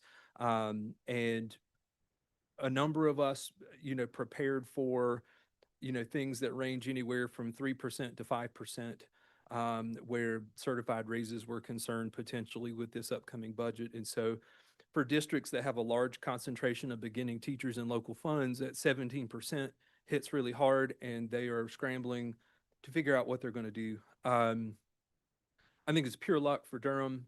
Right, we planned on 5 for our budgeting purposes without really knowing what the state may or may not do. I was feeling comfortable with the average of 8 just based on constructs of other things. This draft schedule came out a couple of days after they had that press conference, and we all panicked a bit and had to do, we all had to do sort of our own math across the state because we all have different years of service among our teachers, and none of us look exactly the same in North Carolina. And so in Durham, our average locally funded teacher has 6 years of experience. And so that was a 9.4% rate of pay. And we'll touch on this a little further along, but that worked out for us. And so we're fortunate that we're in a system that attracts good teachers and teachers with experience, so much so that our locally funded teacher is an average of step 6 versus a 0, 1, 2, or 3 that you might see in some other communities. So on the next slide, we lift up a chart where we kind of talk about that math and we do the comparisons. And so we talked about this all through sort of the budget development cycle, just planning for a 5% increase for our employees, not having any kind of information from the state. So we talked about that 8% and that 3% retirement rate. We're right in line with what's being proposed by the state in terms of what we forecasted.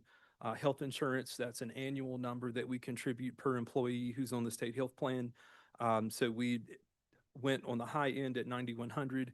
It's looking like it's going to be 8,925. So we came in close with what the state health plan contribution is going to be. And so we had to do some interesting math really to sort of weigh out the local impact of what the state raises would look like if they went into effect as they are in that framework that was announced.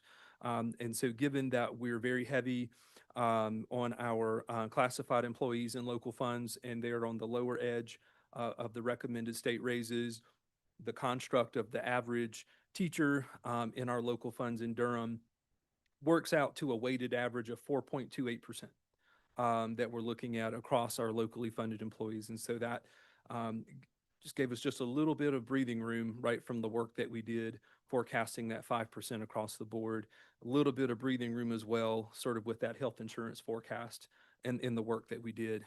So this has been a roller coaster this cycle, sort of keeping up with what the state might do. On the next slide, we lift up what some of our Pause there for a minute, Jerry. Can you go back to the other slide? I just want to highlight, I know you kind of glossed over it, but kudos to our team. You see how accurately, for the most part, that we kind of projected what's going to happen and absolutely nailed the retirement rate. So that's kudos to you and your team, Jeremy.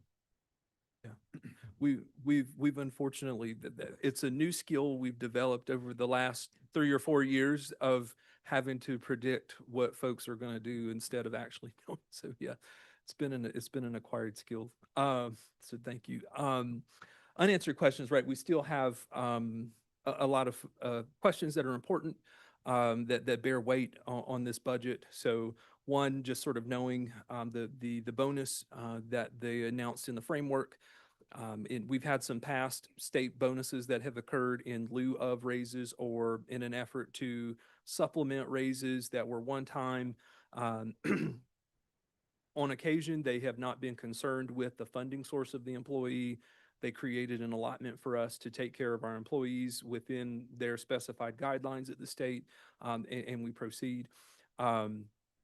When we were meeting with the commissioners last week, we did have a commissioner that was texting a member of the delegation trying to get some insight for us and trying to help us get some answers for our questions. And it sounds like based on that communication, they're leaning towards the state picking up the tab for the bonus, regardless of the funding source for the employee. So hopefully it works out that way. We're watching that carefully. Master's pay, still an unanswered question, and something that they are evidently still trying to sort out. We felt pretty sure during the press release they had not come to a conclusion because they would have included that in things they led with, because that has been a contentious point between the Senate and the House. The governor and the House want the state to resume the old master's pay model for teachers. The Senate had not been on board with that. If that is something that comes through, that does free up $1.7 million in local Durham resources. We're one of 2 districts in the state that would benefit from that transition. We certainly hope it happens, and I think very much our thinking is that we would redirect those resources to take care of some unmet needs that currently exist in the construct of our local requests, whether that's classified pay, some technology needs, things of that nature, where that 1.7 million could redirect if it becomes freed up for us. Would not require too much work for the transition, right? So at this time last year, the board approved the stipulation that employees had to add the master's degree to their license, even though the state wasn't paying for it. So it's there. Our folks don't have extra hoops to jump through. And then we've just got some work to do in finance to sort of recode where that local master's pay would come from and shifting how we have things set up. So would be a smooth transition for us and a welcome one. Obviously, right, lots of constitutional amendments proposed coming forward that limit communities and the state's ability to raise taxes. So we know that just to get our continuation request this year, a vital tool for the county was to increase or recommend an increase to the property tax rate by 2 cents. Who knows what the next budget cycle will look like if that's not a resource. I think it's important to note too that they're also supporting the expansion of EMS services in Durham County as a result of raising the property tax rate. And we're a growing county, and we have all kinds of needs that need to be met due to our growth. And so it's an interesting wrinkle forthcoming potentially where that's concerned. And I'm concerned about the income tax cap, just having seen how that went in other states in the past. It didn't go well. So many other things coming that don't necessarily affect finances that affect us. But so we're going to keep you informed as we learn more information.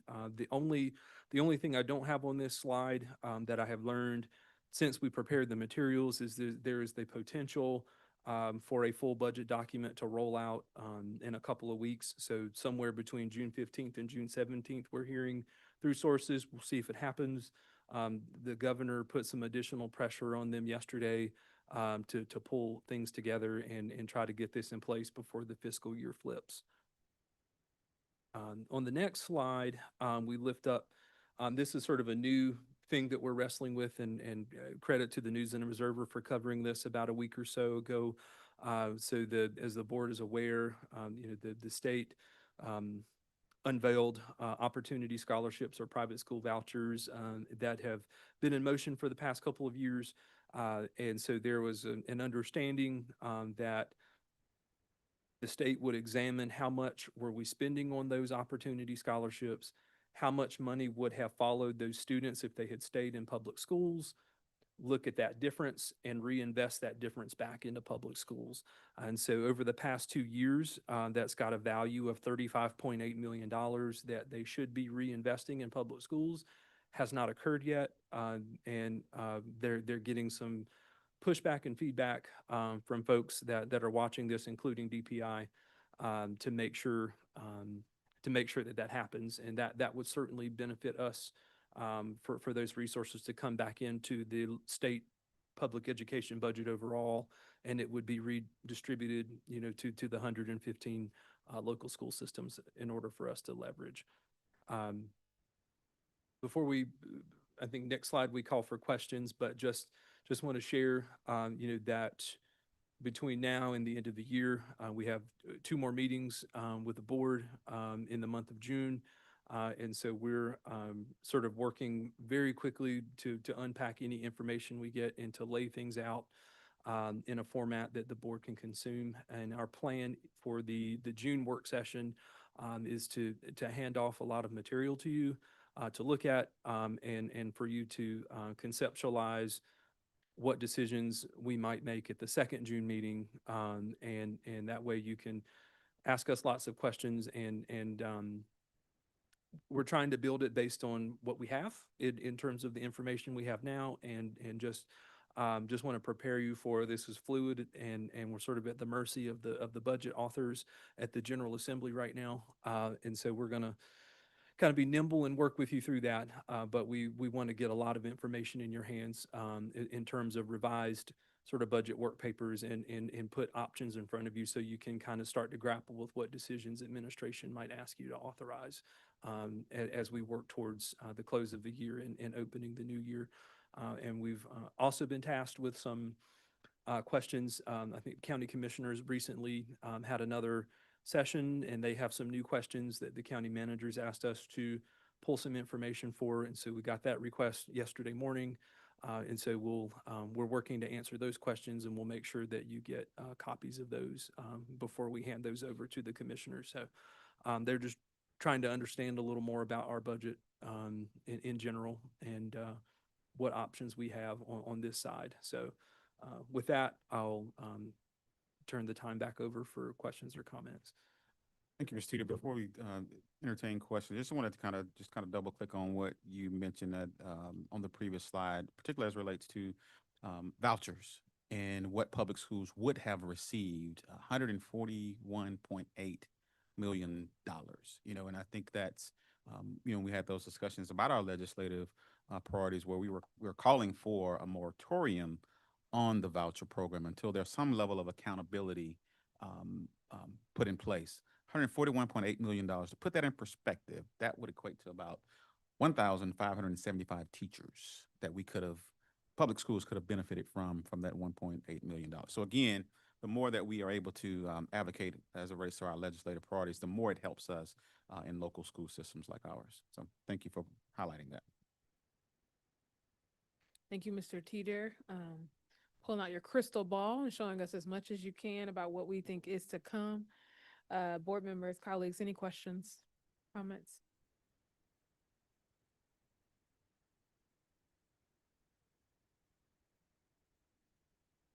Fire, I think. Yes. Yeah, I just wanted to appreciate the work of the finance department in so thoughtfully preparing our budget and leaving us with good answers as we sit here and our staff sits here waiting on answers they deserve that are nearly a year overdue. And I was really appreciative to attend the public hearing on the county's budget and appreciate our folks over there advocating on behalf, especially of classified staff. I think it's a issue that we all continue to support the need to move folks up. And the budget proposal over there doesn't fund that. June 8th, I believe, is when the county will be making their local decision. So we'll also have that piece of information. Mr.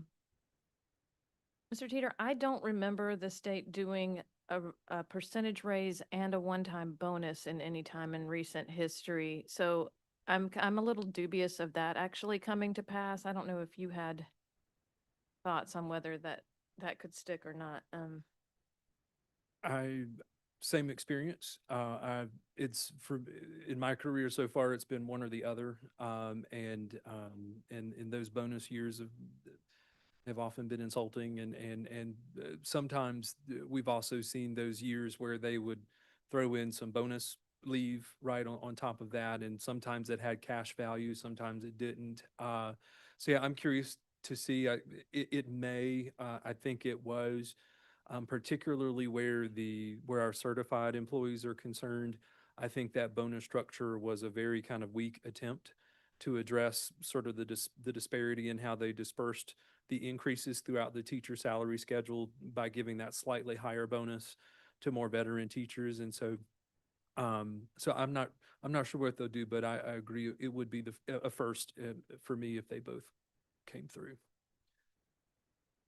The other thing that I think was important to note is that all state employees are overdue raises, but the framework that has been presented, which is not a budget, is much more generous to State Highway Patrol and some other categories of employees.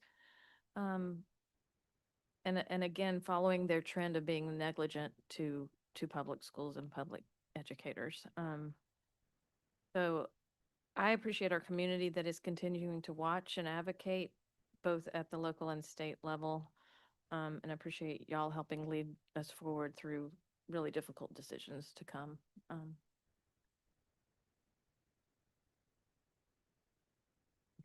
Any other questions or comments from colleagues? So Teeter, I know you kind of laid out a timeline of bringing us some information at the June work session. Do you have any sense on when the General Assembly might be thinking about the budget? Again, in your crystal ball? The best I'm hearing is, and this has been a few days since I've heard this, but middle of June potentially, where we'll see some action come through.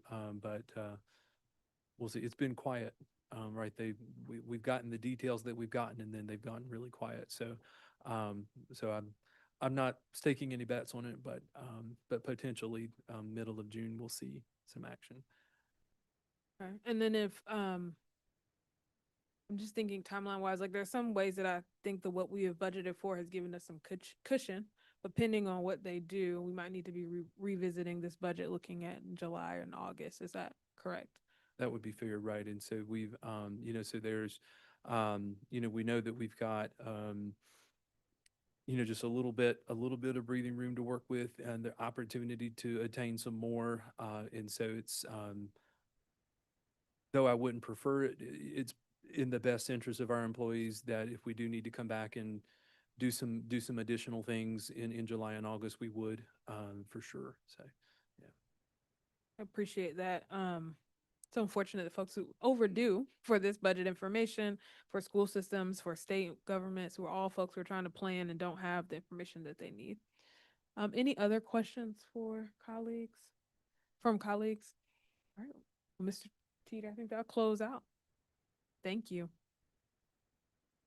The next item on our agenda is policy 8600, which is coming from the policy committee. Budget transparency is for first reading.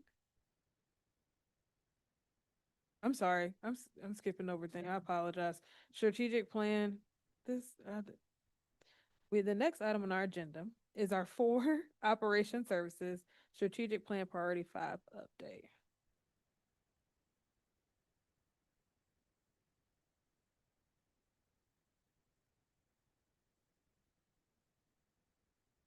All right, good evening. My name is Anthony White, and I am the Executive Director of Auxiliary Services for DPS. This evening, we will be presenting an update on Priority 5 of the DPS Strategic Plan. And joining me tonight are Clifton Williams, the Executive Director of Maintenance and Building Services, and also Mr. Paul Majumdi, who is the Executive Director of Information Technology. Devin Mitchell, our interim senior executive director of construction and capital planning, was also a part of this work, but she's not here with us this evening, but I definitely wanted to give her shout out for her work on this. Next slide. So during tonight's presentation, we will review the 4 goals connected to Priority 5. We will begin by highlighting some of the strategies and initiatives currently underway to support progress towards these goals. At the end of the presentation, we will also share data slides that demonstrate our current progress related to each goal. Next slide, please.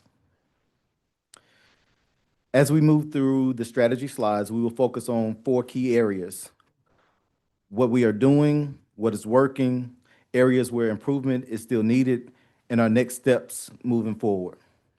Next slide, please.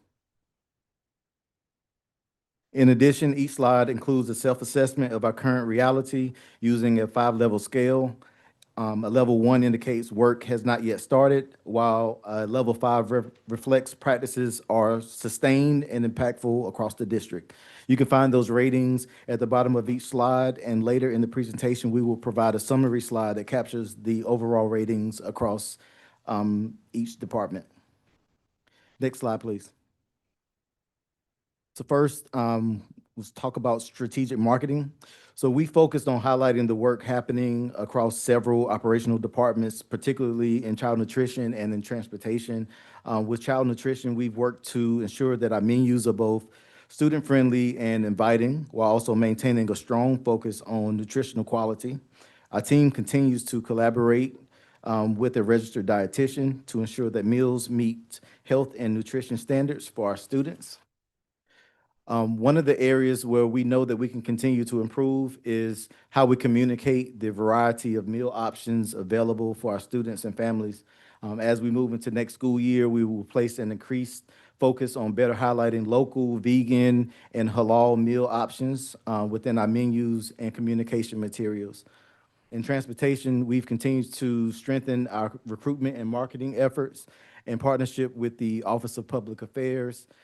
This work has included the development of a transportation orientation video that's available on the DPS website, along with an internal training and safety video used to support our staff's development. We've also expanded our recruitment outreach through the DPS website, Indeed, social media platforms, and recurring job fairs. At this point, we are conducting job fairs each month, and over the past year, we've hosted over the past year, we've hosted monthly hiring events to strengthen our staffing ahead of the 26-27 school year. Again, we want to make sure that we are getting ahead of the game before we get to the summertime to make sure that we're better prepared for next year. Since September 24, our transportation department has hired 50 employees with 40 of them still being active with us in the department. And many of these hires have come from our employee referrals, which really speaks to how our staff are feeling about the work that they are doing here in DPS. As we continue this work, one of our areas of focus is increasing the number of Spanish-speaking employees within our transportation workforce. And currently, we have a little less than 20 Hispanic staff members in the department, and we recognize the importance of continuing to build a workforce that's reflective of our students and families in our community. And again, to support this effort, we'll continue targeted recruitment strategies, exploring opportunities to highlight testimonials from current employees and share their experiences and the positive impact of working in DPS. Next slide, please. As we look at the work happening within the transportation department, one of our ongoing priorities is continuing to review and analyze our bus routes to improve efficiency and optimize service delivery. Our goal remains to ensure that all students arrive to and from school safely and on time each day. Compared to the 24-25 school year, when the district at times had to operate on a 4-day-a-week transportation schedule due to staffing shortages, we're in a significantly stronger position this year in our ability to provide more reliable and consistent transportation services for our community. While we have made substantial progress, we also recognize that there's still some areas where improvement is needed, particularly related to on-time arrival rates in our Tier 2 and Tier 3 routes. Later in this presentation, we will share data that provides a clear picture of where we are in those areas. While we've made substantial progress, we also recognize that there's some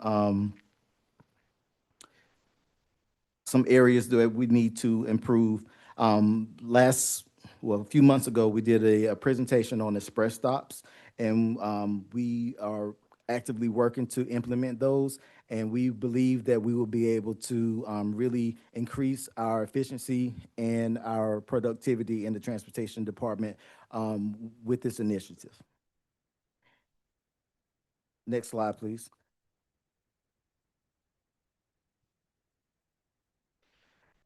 This next slide is about school safety. And so one of the major initiatives that we implemented this year has been the establishment of the Superintendent's Health and Safety Leadership Team, which includes representatives from multiple different departments and school-based leaders across DPS.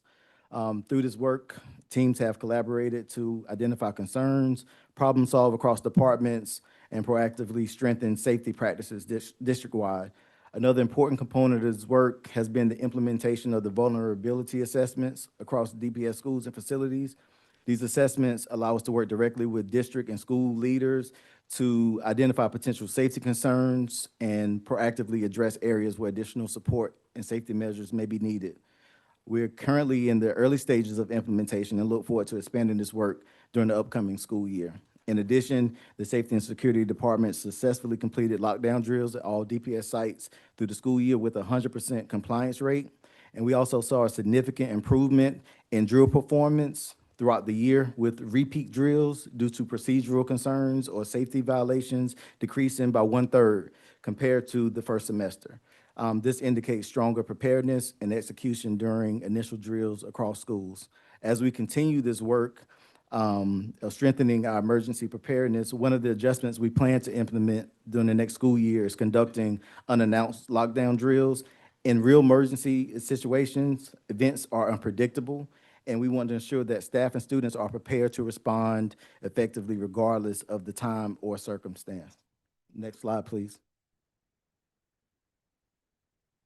All right. When we look at our school nutrition department, one of the biggest successes for Durham Public Schools has been our continued ability to provide free breakfast and lunch for all of our students, and participation rates have continued to increase. And we're proud to share that DPS will be able to provide free breakfast and lunch for the next 5 school years. This is a significant accomplishment for our district and the families that we serve. In addition to expanding access to meals, we continue to focus on maintaining strong nutrition standards and reviewing our menus to ensure that we're providing healthy, high-quality meal options for our students. In addition, our school nutrition staff receives annual allergy awareness training prior to the start of each school year. And this training helps to ensure student health needs remain a priority as menus are developed and prepared across the district. Another area of focus is strengthening our partnerships with our local vendors to provide fresh fruits and vegetables in our schools. And we've continued working towards making our meal offerings more culturally conscious, relevant, so our students can see the foods and menu options that better reflect the diverse communities we serve across DPS. Next slide, please. All right. I know Dr. Lewis spoke to this earlier, but I want to highlight it again. In the area of professional learning, this year we launched the pilot program in collaboration with Durham Tech and the MSAP grant to provide targeted professional development opportunities within our transportation department. Our initial cohort included 19 transportation staff members who participated in Spanish language courses through Durham Tech. And through this process, Durham Tech staff worked closely with us to tailor the curriculum to better meet day-to-day communication needs for our transportation employees. And I know Dr. Lewis shared the picture from our celebration. I want to thank all the staff that helped us out with that. That took place last Thursday. It was great.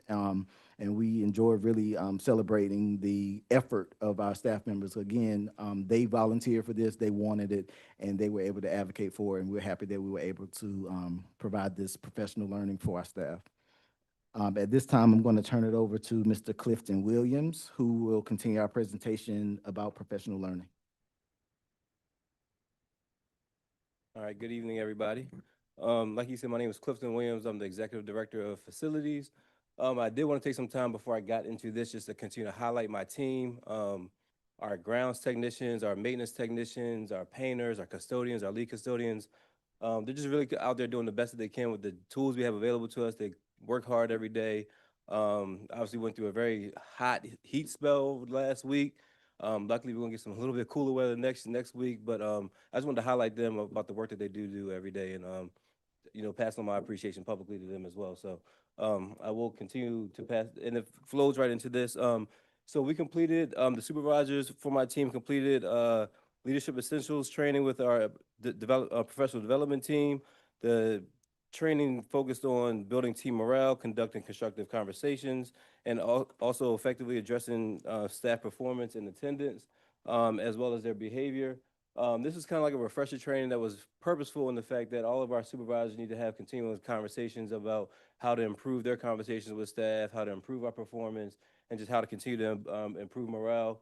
I would also say that some of our opportunities for improvement under like where we need to improve are just expanding our partnerships with our current CTE department, advertising and accepting students for internships within the summer or within the school year to give them opportunities and hands-on learning about with the skilled trades. And then also we just want to strengthen our partnership with Durham Technical College so that we can continue to recruit and fill vacancies with the trades that they have available as well. Next slide, please.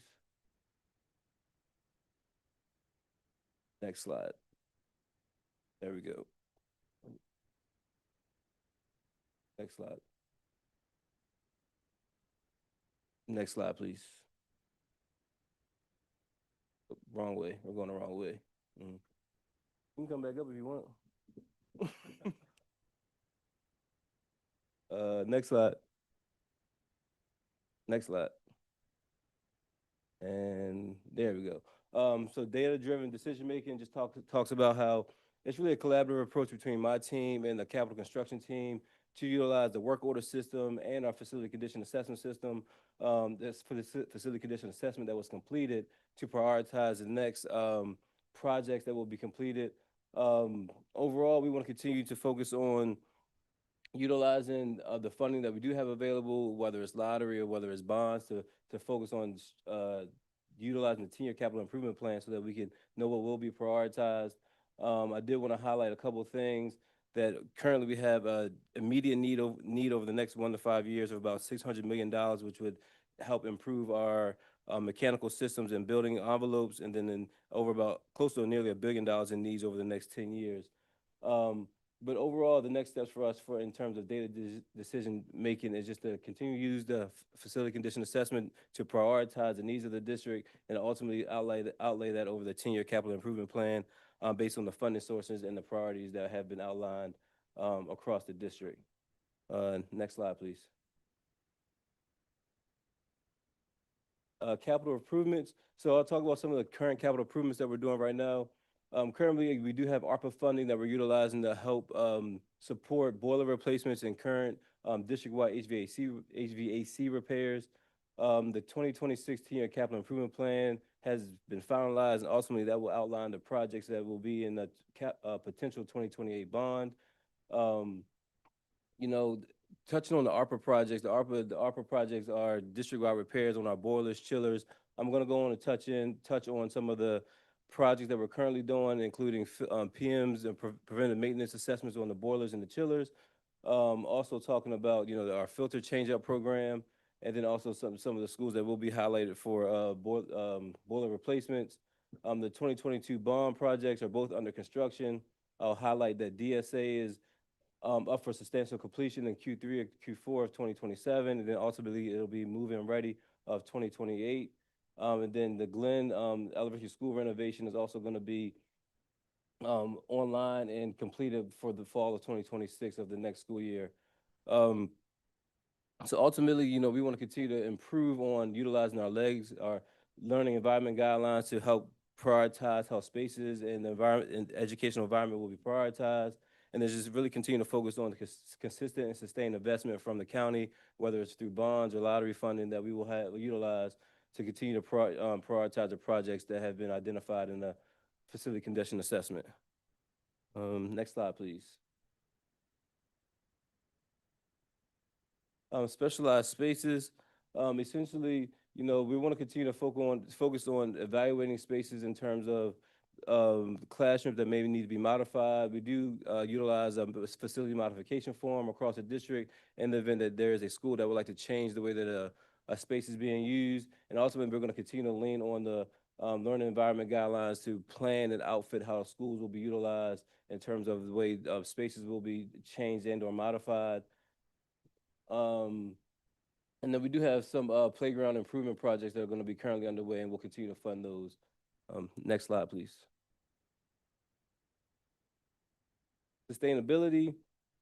So currently all of our high schools have received LED upgrades. It's important to note that those are the highest consumption of our energy usage. So upgrading to LED lighting will help improve energy efficiency across the district. We are currently, as I talked about, utilizing ARPA funding to replace HVAC systems and upgrade and make repairs. That's going to increase indoor air quality and also decrease energy usage by utilizing more energy efficient equipment. Want to highlight, we are expecting 13 new EV buses to be received by this year, of the fall or winter of this year. So we currently want to talk about the HVAC projects. Almost half of the district has been touched by the ARPA funding or some type of lottery funding to help support new boilers and chillers. And, you know, for sustainability, we want to continue to focus on utilizing the funding that is available, as well as, you know, highlighting that in the possible 2028 bond, it will have the rollout of additional solar panels and solar usage as well. Next slide, please. And I'm going to pass it off to Director Majumbi.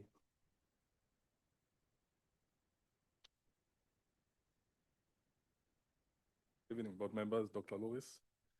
This slide highlights our ongoing business operation assessments work focused on improving how the district systems support financial, human, technological, and capital resources.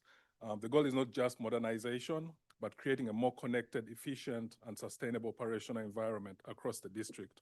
What we're currently doing, as you can see right there, our biggest project has been migrating from our legacy AS400 system. And in between there, we had Sylogist to the current Link V6 platform. I think AS400 has been with us, Mr. Tito, for over 30 years. Yeah, exactly. Expanded has been in the system for over 30 years. And one of the challenges that creates is you have all this legacy data and we just keep on building on that legacy data. I would love to give kudos to the finance department and the HR department, the folks who are working on this project back there. They are, Mr. Tita and Dr. Smuts can really tell you, it's nerve-wracking. It's trying to undo all the bad data, make it make sense, integrate it across the systems. But so far, payroll was successfully migrated. The payroll system is fully now in Link V6 that finance operation is running on. The HR migration is currently ongoing, and we're working with Dr. Smuts' team to make sure that's fully completed. But yeah, these upgrades are really helping us move away from legacy systems and reduce operational risk. We're also working on our communication infrastructure. The phone systems have been working again on the legacy PRI lines that you already see, the copper lines. We're trying to migrate those onto the SIP trunks, which are more current. That type of migration will definitely improve flexibility, scalability, and position us for long-term sustainability. It will also enable us work again with Mr. Clifton's department, because most times you've heard of principals have always asked, can't I use my Cisco phone right here to work with the intercom? But because we have the legacy systems, those two systems don't talk together. So with these upgrades, we hope that now you can pick up your phone and integrate it with their intercom system and have more integrated systems to talk through. And yeah, again, like we say, it's going to modernize the phone system, and it'll also help us strengthen our 911 compliance as well. We can really drill down to the room you're in, not only the school and the building and the wing, but really narrow it down. So some of these upgrades will help us do that. And again, another key focus has been improving collaboration between the departments. Again, migrating the payroll system just showed us that there's been very, very strong collaboration between finance, HR, and the IT department. Operational improvements are more successful when departments definitely work from shared processes. What's working? Definitely, like we said, the payroll migration has significantly improved system reliability and reporting. Mr. Tita can definitely nod to that. We have now better operational control and visibility into the different processes. There's, like I can say, there's been stronger collaboration between the departments. There's cross-functional planning, which has helped reduce silos and improve decision-making.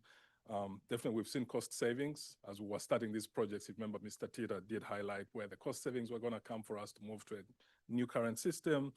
And there's been standardization and centralization efforts are helping reduce complexity across those systems. But also, we've seen better alignment to district operations across the board. Where we need improvement for sure, training and change management. I think when we're moving across Link in December, I can see Ms. Baird nodding her head. Definitely, it's been one of those big challenges that we need to work on, ensuring that staff feel confident and supported during those system transitions. That's something definitely we need to improve on. We also realize that we need stronger training programs, ongoing user support, and clearer communication throughout implementation as we're migrating from these legacy systems. We've also identified system integration gaps. Some departments still operate with disconnected workflows and systems. That's why we find that some siloed information doesn't flow through to this side, so we can have that complete reporting. That's another area of improvement that we've seen. Aging infrastructure for sure. We need a more strategic life cycle replacement. Having a system for 30 years, I think that's not the best way for life cycle replacement plans. But also data governance. There's a growing need for stronger data governance practices and consistent reporting standards across in the district that we've seen. Next steps, we'll definitely, like I said, we are completing the HR migration. That way all the data has moved over to Link. We shall expand user training and user support. And again, establish a recurring assessment cycle to make sure that we're on top of our infrastructure and identify any risks that come with that.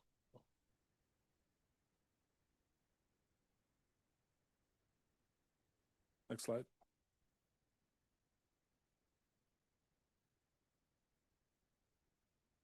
Right, so for the next couple slides, I'm just going to kind of recap where we scored, where we felt like we scored ourselves. Overall, we do think that we have some good positive energy going on in a lot of these groups, highlighting some 3s and some 4s, being that they're consistently implemented. And if you go to the next slide, please. I think that some of it'll show that some of our biggest areas for improvement are obviously in the capital improvements, And then also the specialized spaces, just, utilizing the facility condition assessment and the 10-year capital improvement plan to prioritize those needs as we continue to utilize the funding that we have available to upgrade our building systems and make sure our district is operating as effectively and efficiently as possible. Next slide, please. All right, so priority goal 5A, it says by 2028, DPS will provide healthy and safe technologically current and environmentally conscious facilities for 100% of our DPS properties. Next slide, please. So yeah, we feel confident that we know that every school is being touched through the preventative maintenance. That's the assessment of the chillers and the boilers, just to ensure that they are operating efficiently, and if there's any proactive repairs that can be made, so that in the event that once we get to the heating and/or cooling season, we can be ready for those events. Every school is receiving quarterly filter changes on their air handlers and their equipment. That's going to help with indoor air quality. It's going to help improve the efficiency of the pieces of equipment, and also extend their life. That regular maintenance and that preventive maintenance and that proactive approach is, you can't put a dollar on it. It's going to help improve the quality of our equipment. And then, just want to continue to highlight our custodial staff, all of our staff, and all of our staff and all the custodians, utilize cleaning and sanitizing chemicals to help make sure that our schools are clean, and that they are clean every day, and that they're safe for our students as well. Next slide, please.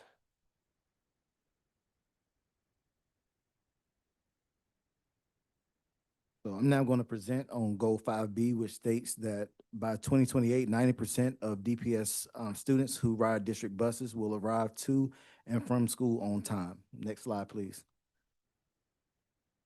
All right. So this year, the transportation leadership team worked very closely with our GPS vendor to develop geofencing around all of district schools. And the purpose of this work was to improve our ability to accurately track bus arrival and dismissal times across the district. Through this process, we've been able to take a much deeper and more precise look at our transportation data, and the data presented this year may look a little different from what has been presented in previous years, but wanted to highlight that there was a great deal of work that went into refining these systems, and I wanted to highlight our transportation leadership team led by Mr. Joe Harris. There were a lot of different people who had a hand in this: Tammy Phillips, Leondis McDonald. I can go on, but I just wanted to make sure I highlight them for their work, because this is definitely not something that I was able to do in isolation. So through this work, we were able to identify trends and plan strategically for improvement. In this chart shown here, the schools are organized into transportation tiers. Tier 1 includes our elementary schools. Tier 2 includes our middle schools and Durham School of the Arts. And Tier 3 includes our high schools. One important thing that I want to clarify is that on time is defined as 10 minutes before the school's first bell. And this data set, this allows that 10 minutes before the bell time allows students enough time to enter the building, eat breakfast if needed, visit lockers or the main office, and arrive to class on time. And that was the metric that's used here. As you can see, Tier 1 schools are consistently meeting the district target of 90% on time. And just also want to say that this was a 4-day data set that I utilized for this. I could pick any 4 days, and the data is pretty consistent. So I just want to highlight that this is just a 4-day data set. Again, the Tier 1 schools are arriving consistently at 90%. We do see a noticeable decline between Tier 1 and Tier 2, and again from Tier 2 to Tier 3. And as I analyzed the Tier 2 data, one of the trends that came clear was that the majority of the late arrivals were connected to DSA. And because of that, I believe that the implementation of the Express Stop model that we are able to pilot next school year will significantly improve Tier 2 arrival rates. And I think that by proxy, this will also increase Tier 3 times. I'm looking forward to doing some data analysis to show some comparison data after the plan is implemented and operationalized next school year. Next slide, please. All right, now let's take a look at Goal 5C. And Goal 5C states that by 2028, DPS will increase K-12 student enrollment to achieve 100% utilization of seat capacity at all school levels. Next slide, please. All right, so this slide highlights DPS student enrollment data over the past several years. In green, you'll see enrollment projections outlined in the DPS strategic plan, which established a district goal of increasing student enrollment to 35,000 students by the 27-28 school year. In blue, you'll see our actual enrollment numbers during those same years. As the chart reflects, the district experienced a slight increase of enrollment between 23-24 and 24-25. However, during the current school year, we did experience a decline in student enrollment compared to our projected target. And this data is important as we continue to evaluate district-wide operational planning, resource allocation, transportation services, staffing, and long-term strategic priorities connected to student growth and retention. Next slide, please. Back to Mr. Majumbi.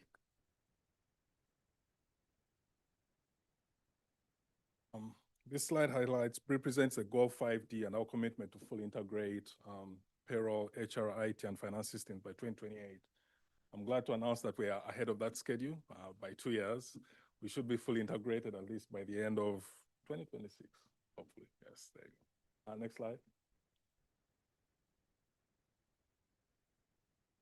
Again, this is a more visual representation of the work that we've been doing, migrating from the legacy systems, our previous AS400 and the HRMS systems, which have served the district for 30 years.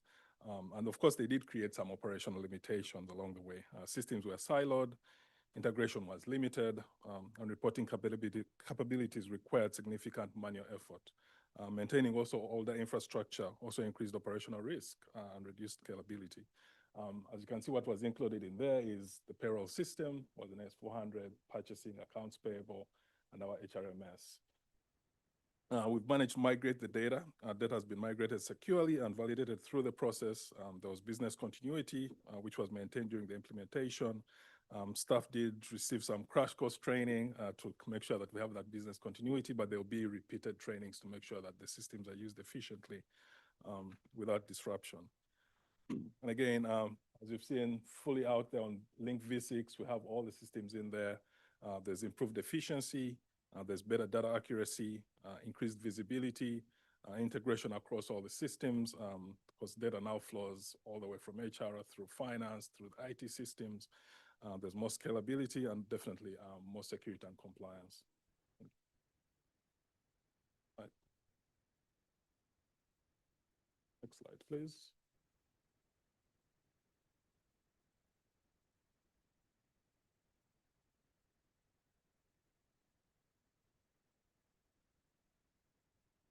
Thank you all so much for a really detailed and rich presentation on priority 5. Colleagues, we have questions. I'll start with Ms. Rogers and then I'll go to Mr. Tab. I don't really have any questions tonight. I do want to say thank you to each of you for showing up here. Thank you, Dr. Lewis. It's clear that some work has been happening in improving the infrastructure and systems throughout Durham Public Schools to support student learning, to support communication from schools. These are departments that have traditionally been working in silos, and it's clear that y'all are now working as a team, even though there's been turnover. I'm very impressed. I'm very impressed at your response times on the HVAC systems. When principals are calling, y'all are responding and getting people out right away, working with Office of Public Affairs to get that communication out to families. It's extremely helpful. Thank you for putting in the hard work on this. Mr. Tab. Thank you very much. Again, ditto to what Vice Chair Rogers has said. Do want to raise a question about school safety and security. I know you did mention that y'all were 100% compliance in what? Not lockdown drills and emergency preparedness drills that we have. Yeah, I just wanted the public to hear that again. Yes, sir. 100%. But this is my question. When we are doing drills, and especially fire drills, and we're dealing with safety, kids are leaving the building. And I know that when I was teaching, that teachers had to do certain things. They had to do rolls, take roll, and all that stuff, right? Now with this concern about kids re-entering the building, is there any stipulations or what teachers should have to do when they return now? Because I know that students get a chance to sometimes, if we don't do a good roll check, then that gives them opportunities to go to their cars, to do other things. And I'm thinking about how weapons and different things can actually get back into the building because we did a safety measure that is required. So with our drills, one of the things I would say that our safety and security department is really big on under the leadership of Mr. McLeod Bynum moving forward is making sure that we're tightening up and communicating about the procedures around drills. We've made it a big step in being more visible in schools and we, again, even in safety and security, wanting to increase our response times and ability to be there if something is going on. And also just being able to be honest and transparent about things that we are seeing. And I will speak as a former principal as well, because I think that's also important. At the beginning of the year, we go through these drills with our teachers, our staff, students about what the expectations are. And it's up to our school leaders, also in partnership with the safety and security department, to make sure that students and staff are aware how we monitor our students, making sure that our roles are correct in our cert folders in every single classroom, and making sure that that data is up to date. I will say that now that we have a full staff in our safety and security department, we've been doing a lot of checks on things that we traditionally have maybe have slid past us, but we've going back and doing double checks and making sure that all of our compliance systems are in place. So again, in our training session to begin the year, that's something that we definitely can highlight and make sure that our school leaders are aware of for student safety. I would definitely really appreciate that if that's part of the auditing and the accountability of what is required once students return to the building. Yes, sir. I appreciate that. Thank you. Yes, sir. Ms. Cardon. Thanks so much to all of you for being here this evening. This is a great presentation. I really appreciate the update on what you're doing and all the different strategy work, and then also the report back on like where we are with our goals that we set for ourselves. So thank you for that. And my one question is about transportation. And it's related to I'm looking at the presentation about the strategies here. And so we have where we need to improve. And then you showed us the metrics later that kind of confirm this, which is the on-time arrival rates for tier 2 and tier 3. And then in the next steps, which I think is like what you're doing to improve it. You name the express stop implementation. And it sounds like you're gonna be looking at the data and to determine whether that addresses those issues. Are there other things that you're looking at? Like, what else do you think is needed to address those issues as you're examining the problem and trying to make sure that more than the tier 3 really concerns me with the 50-something%? Yes. That's a great question. Was sitting down with Mr. Harris this morning. Actually, we were talking through some of the things that we've been doing. Aside from the express stops, this year is the last year that we will have legacy transportation and legacy sibling transportation in our Growing Together plan. And what that does, what that has done for us is they send our buses outside of their regions to drop off, pick up students. And since this is the last year of it, our routing is going to be more regionalized, which is going to allow for more on-time arrival at schools. So again, this is a system change as we've moved into Growing Together, which will also pay us some dividends with on-time arrivals. Also, our team has been working tirelessly on our routing. I meet with the routing techs. We are ahead of schedule with trying to make sure that we are getting our routing together, and also making sure that we're pairing our routes more succinctly, so our buses can be more efficient in getting to their tier 1, 2, and 3 schools. And I think with the routing, the legacy and legacy sibling falling off this year, those two things are going to add a little bit more to the overall product that we're able to produce out of the transportation department. Thank you so much. That's great to hear. And I guess I'm wondering too, are there additional things that you do or you could need from the board if those things don't work, or if they don't completely solve this problem? And do you have ideas for what those are now or moving forward? Might there be a case that we need more bus drivers or more buses, for example, or more express stops, or what comes to your mind? Yes. So I think one of the things that I'm very appreciative of with this team that we have in the operations department led by Mr. Barnes is that we're always trying to think next step and think ahead. That's really helped us a lot in our planning. Of course, we always need more bus drivers. And as I said earlier, we've been very conscious about the recruitment efforts. We've had one every single month, and really trying to make sure we're getting people through the training program. We're going to continue these efforts throughout the summer, and hopefully we'll be able to increase our drivers as compared to last school year. As far as support from the board, and I appreciate that.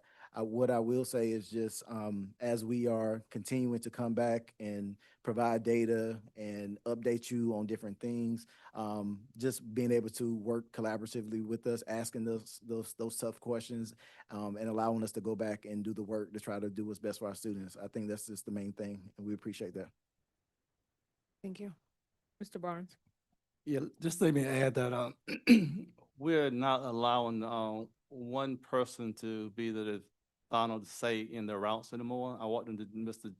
Harris's office today, and they were sitting there looking at it, and I looked at the board myself, and I was like, that's not good right there. And so we're looking at more training for our techs and what really looks like a good route to Mr. Harris has to be what looks like a good route to all of our team operators. And so that we're not just allowing them to look at it one person, all three are looking at it. And Mr. Harris is putting his final eyes along with Mr. White on all the routes this year. They're making sure that we are not crossing paths with buses and we regionalize. I also wanted to add that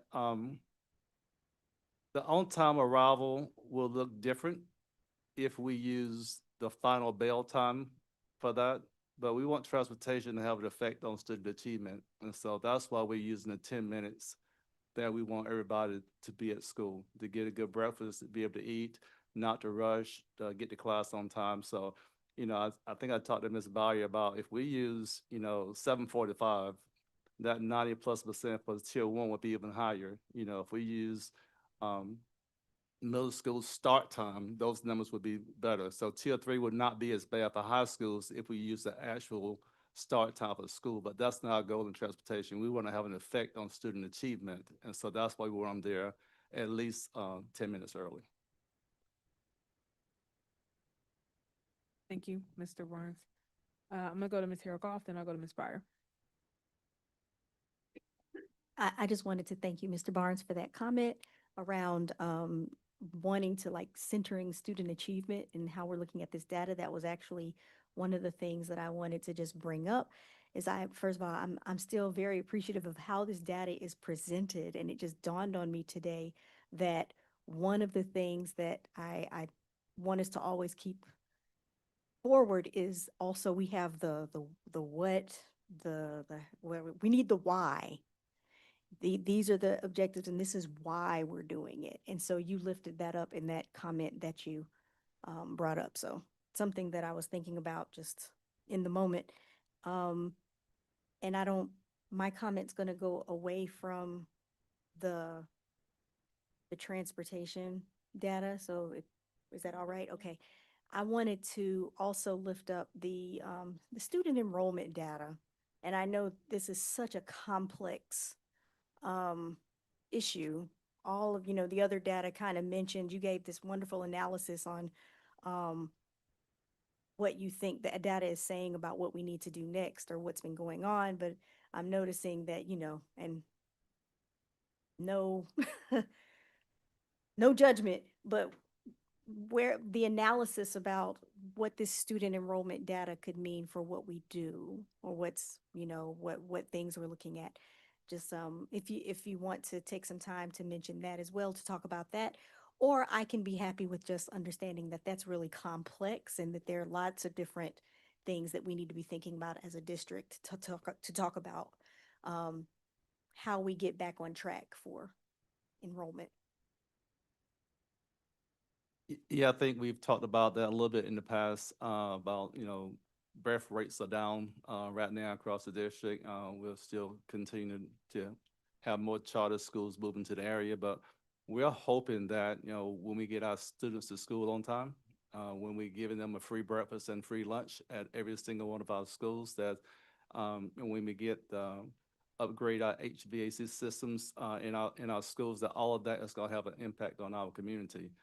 One thing is that Mr. Williams did not mention is that we're not just replacing our HVAC systems, we're putting more efficient systems in our schools. We could go back with the same systems that we have now, and it would be a little bit cheaper for us, but they're not going to be as efficient. They're not going to last as long, and so we're making a conscious effort to put more efficient units in our schools. That's going to last us longer, and that's going to allow us not to have to go to 58 schools to do repairs. Okay, we're putting new systems in some of our schools, so hopefully we won't have to put our hands on those schools come next fall or next winter, and so we can concentrate on some of our older schools. And as we continue to talk about right sizing our schools, and then that's also going to have an effect on us as well. Thank you for that. So I just want to thank you all for your leadership, Mr. Barnes, you and your whole team. And I wanted to thank you for shouting out how you all are a team, how we have so many IT techs, payroll folks, skilled trades folks, child nutrition workers that are actually doing the work of priority 5 and doing it without being in the front spotlight, but often behind the scenes. And, some of the groundskeepers were the ones that first brought to my attention 8 or 9 years ago that we weren't keeping up with the county in our pay, that we needed to do better and we need to fight for everybody in this district. And I think that's so important to continue to do that. I do sit with the sad reality that what I'd hoped for was a 2026 bond, because we know, all of us sitting here, that we have $1 billion worth of needs just to do mostly maintenance stuff. $1 billion worth of needs, aging infrastructure. Average age of our schools is probably, it used to be 59 years, but I'm guessing we're probably at 61 now, right? We keep moving. And we see that with the systems breaking around children. So I want to be clear as y'all move forward and continue, and I'll be yelling at the county commissioners from the other side, but if they can do limited obligation funding now, this year or next year, there are projects that are shovel ready and can be shovel ready. There's extensive work that needs to keep moving. I feel so bad for our skilled trade folks to keep band-aiding stuff together with children and young learners in spaces where we know they deserve healthy air, they deserve up-to-date playgrounds. And so this isn't an area where we can continue to tell people to do more with less. And so I wondered, and I love the notion of looking towards our CTE pathways and alignment of careers for our students. I wondered if even in the skilled trades, whether we're experiencing vacancies or we are able to fill those positions. You all know how that's going? I mean, I can tell you that we do have some vacancies, certainly some electricians and some carpenters. I think we may have one HVAC technician that's vacant. But alongside that, certainly we have some people that are out on leaves and all those type of things that, kind of help the snowball roll a little bit. So yeah, I mean, we certainly have vacancies that need to be filled, and utilizing our current CTE department and Durham Tech, as partners is how we want to continue to move forward.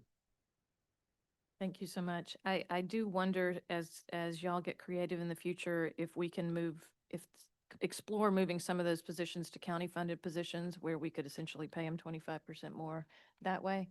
But I know y'all will get creative in figuring out how to make sure that our students get what they need. And I'm just so appreciative of y'all's leadership. It's Dr. Lewis and I kind of cringed over here when you talked to Mr. White about the 4-day transportation week. That was not that long ago, and a place that we can never go back to. So appreciative of y'all's visionary leadership. Ms. Spire, we would not be back on 4-day transportation for Durham Public Schools, I assure you. Sounds like you also still got openings for people who want to come be bus drivers, electricians, all those things. Really great to see that happening. We always have openings in our operations, but we are beginning to advertise for those openings other places than just the Durham Public Schools website. And so we're able to get a different group, but we're really serious about working with our schools and our CTE department, and even with our EC programs with some of our students that we can bring that are here, and we can keep them here. And the training that Mr. Williams did with his staff this year is talking about the family that we need in operations, in maintenance. And so we don't continue to lose people. We want to keep those people here. And hopefully they can bring other maintenance people to DPS, like the bus drivers, about additional bus drivers for us. All right. There's a lot I appreciate about you all's presentation. I'll just highlight a few, but a lot of comments have already been said. So thinking about having community eligibility provision being renewed for the next 5 years, as free lunch and free breakfast for every student in Durham Public Schools, which is incredible. We know at a time where there's increasing costs around groceries and housing, that is a benefit to families. So that's something that's really incredible. And then I love, like you talked about, Mr. Barnes, the professional learning opportunities that we're offering for staff. And we've had bus drivers who've moved into different roles, and we've seen maintenance folks move into different roles. So we're glad that we're seeing folks being able to move into management and different leadership roles within the district. Want your version of growing your own.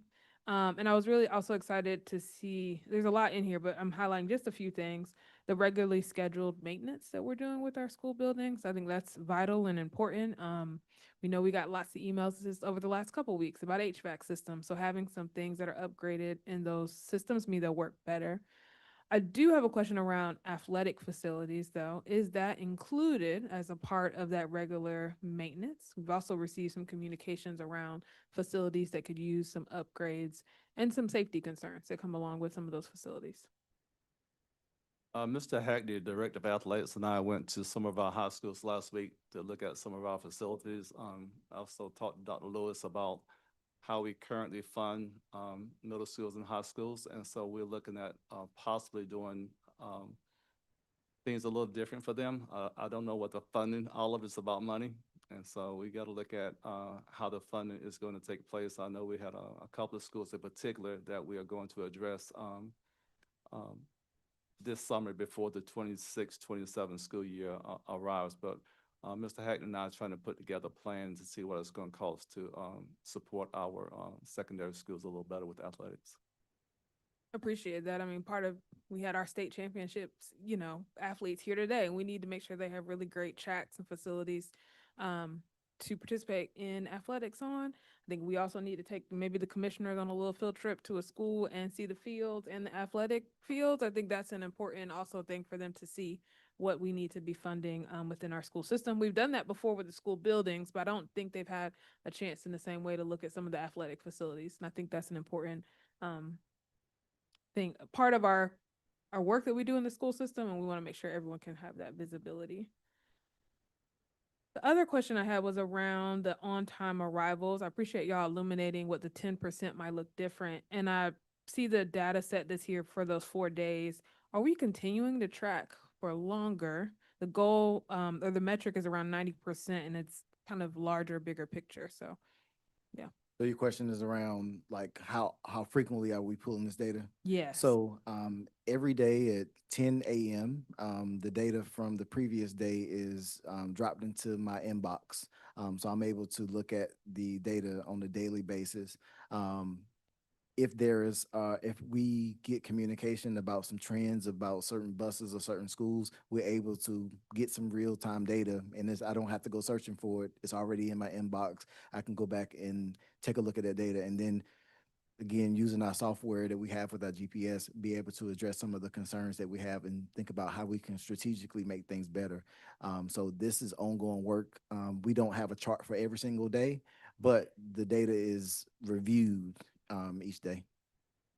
I appreciate that. And even the fact that we're here having this conversation about this data, I think about a year ago, we were like, we don't know how we're going to get the data. So the fact that we can have this conversation today is great progress.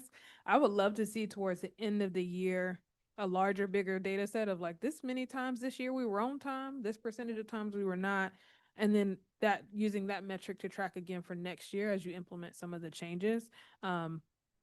And then I'm sure there are trends around when you see more buses on time and more buses are late, depending on Fridays, holidays, all those Yeah. different things that might come up. You have more bus drivers out, but kind of zooming out to see more of that data would be interesting for me.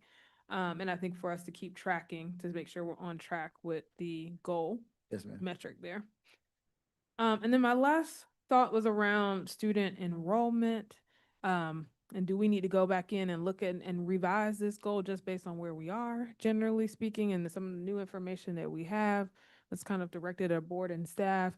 But also, like, we have to put some real effort behind this goal to make sure that we're increasing enrollment, which connects back to your kind of strategic marketing goal. And how do we do some really intentional things and work? So I don't know if there's something that we can uplift now around what we're doing to increase enrollment and what that might look like for the next year. Also realize that's a cross departmental goal across the district. Well, I can kind of speak a little bit, and by all means, Dr. Lewis, Mr. Barnes, feel free to chime in when we start talking about increasing enrollment. I think it's not just one person's job, and I think that's the main thing I want to highlight. It takes all of us. When we at the grocery store, when we in Walmart or Target, and we are having conversations and people asking questions about schools, just making sure that we're reminding people that all the schools in Durham Public Schools are great schools for our students. I know I have these conversations all the time. And sometimes people don't understand. I think people's perceptions about what's going on is not reality. So as we are continuing, we had a long segment of celebrations. These are the great stories that are happening. I know our social media team and the Office of Public Affairs do a great job of highlighting all the great things that are going on. But I think the main thing is us being able to really talk about the great work that's happening, because nothing beats a great conversation about some great things that are happening in Durham Public Schools. And I know that that's happening with our staff. And I just challenge everybody who's a supporter of Durham Public Schools to do the same. I'll just add, kind of echo that. We think about marketing. Everyone is a marketer. Every single person, every single organization that partners with Durham Public Schools, internally, externally, are marketers. And sometimes it's the things we say, some of the things we do, our behaviors that um, makes a parent decide whether you're a Durham Public School current parent to say, okay, I'm going to leave, or whether you were one that was looking to come and based on some of the things that you're seeing from the outside, I don't think I want to be a part of that, right? And so I think we have to take a look internally to see, every single experience with a parent is an opportunity, a customer service experience, because families have options and they are deciding to take advantage of those options, whether it relates to, current DPS parents deciding to leave. And so we had a really good conversation with our parent ambassadors that are really, they were designed to assist us in that effort. We did a SWOT analysis with them to talk about how can we continue to leverage them as it relates to parents communicating with parents. As a Durham Public School system, we can communicate until we're blue in the face, but it's a parent experience with another parent, a conversation about my experience will continue to help, in that regard. In addition to that, I think we're looking even though our Office of Public Affairs is and it just solely, as I'll want to reiterate, that it does not just rest with Office of Public Affairs. Everyone has a hand in marketing, but that powerful team of four actually started a I Choose DPS campaign, and it started because from the parent ambassadors, where we had some parents that were charter school parents that came to Durham Public Schools, and they were telling their stories. We wanted to capture those on video, and so the more that we share our experiences, our stories, the better.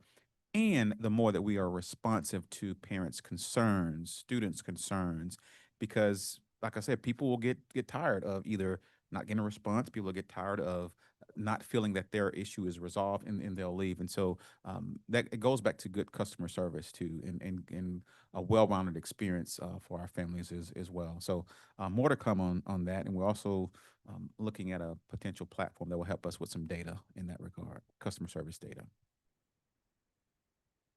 Really appreciate both of those answers. And y'all are right. We're all the marketeers of the school system, and it is a lot of those conversations day to day. I would love to see us add some more data-driven decision-making and strategic conversations onto that. What areas of the county are we losing students the most? Where are they going?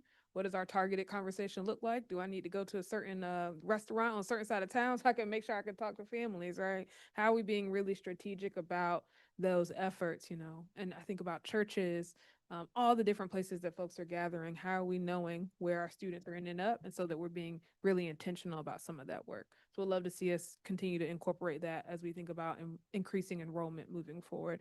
It's almost like competition, like a business at this point, because there's so many options that families have. We want to show them the things that are available here. If that is all my questions. Any other comments or questions from colleagues? Thank you all. Thank you.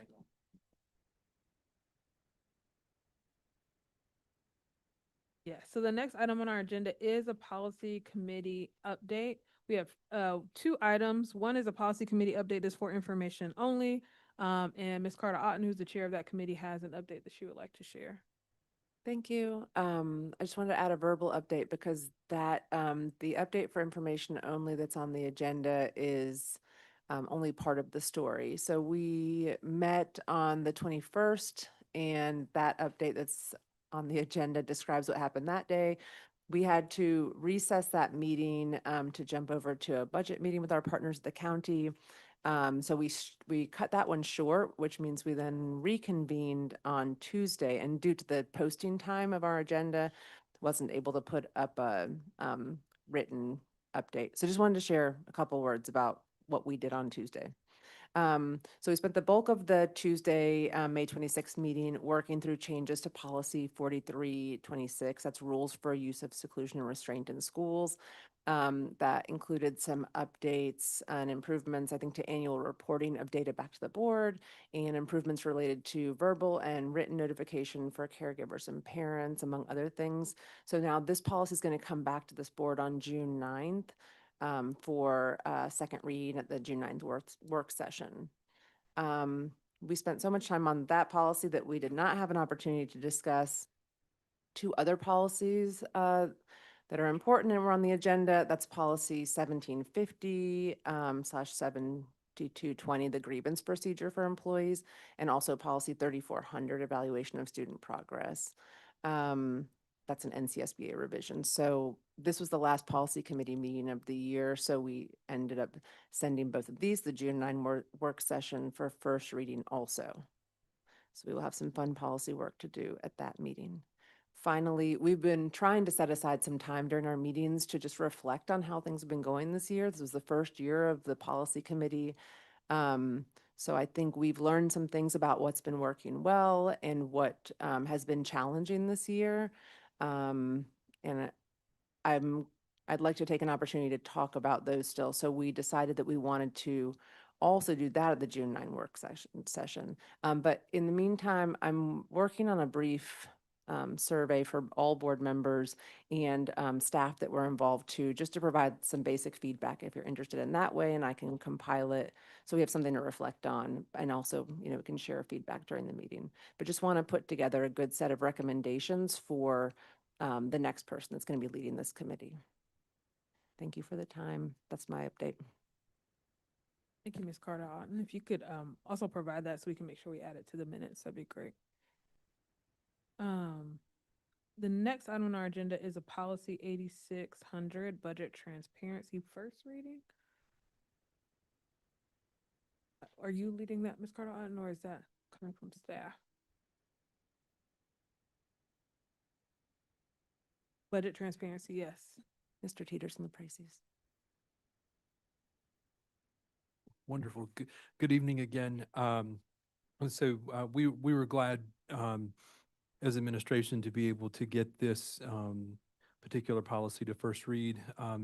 This is one of two in particular that were the fruits of the meet and confer process. And I think we've met with policy committee on 2 occasions since the meet and confer meetings wrapped up in February, and worked carefully with the board members on that committee, worked carefully with representation from DAE, as well as legal counsel to make that policy honor the spirit of what our Educator Association was trying to accomplish regarding financial and budget transparency in the district. And so we're, after a couple of rounds of editing, happy to have it at a point where we have it in front of the board or the full board for contemplation. And certainly we have a goal for this to be in effect for the start of the new fiscal year that starts on July 1st. And that has also another factor in terms of our timing in getting that in place. And we'll just share, I've appreciated the care and concern from multiple board members about the finance department's ability to comply with this policy in a way that would not overtax the finance department, but still honor the spirit, right, of what our community wants and what our Educator Association wants with transparency. And so we feel good about how it's written, and we've already spent some time, tweaking some of our existing protocols and structures to make sure that we can easily pivot into that for the new year in the way that we organize our documents. And so we'll, much like we do for our annual audit, in terms of how we organize our work, and we're building our work around this now too, and it's I see positive benefits for my team and the accountability that we're held to and the standard that we follow. So I think it's mutually beneficial for the finance department at DPS and the community the way that this is structured. And so don't want to belabor it too much, but happy to answer any questions or address kind of any concerns for the full board where the policy is concerned. Ms. Byer. So I would appreciate all the work that's gone into this, and from lots of folks, and the improvements that it has finally getting close to being ready. I know it will be much appreciated throughout the community and a model for the state. I had a few tiny things for discussion. One thing, Mr. Malone, the verb tenses in the first sentence are kind of bothering me, that we're fostering trust, eradicates suspicion, and promotes equity. So if we can pick a tense there, I think that would be improved, and I don't have one to suggest. I just think that if we foster trust and eradicate and promote, maybe, does that bother anybody else? I mean, it's, yeah. It helps me to get to where we're finally looking at a clean one rather than a track changes to find things like that. That was one. Let's see. BA quarterly reporting, in the last sentence there, it says that, that the district will publish each quarterly report 30 days after. To me, we're trying to get the spirit of within 30 days rather than specifically 30 days. Is that help to kind of, do you see what I'm saying, Rod? Rod's looking at in that very last sentence in 4A. Yeah, sorry. Roman numerals throw me just like Chair Umstead. No, just kidding. Yeah, I did. I did go to Chapel Hill. For graduate school. Yep. Yeah. Within 30. Yeah. Oh, microphone, sorry. Yeah, sorry.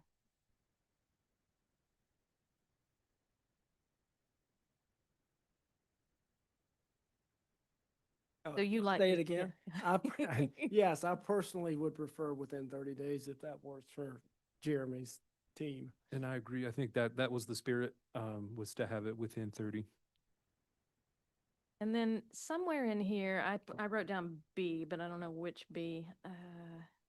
Somewhere in here, we talk about the report a lot. We talk this report, the report, but then there's lots of documents. And so I'm not sure if we need to define or be more clear about what we're saying.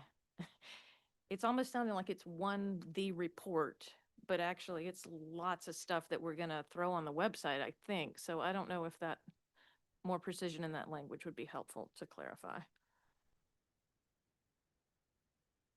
Just a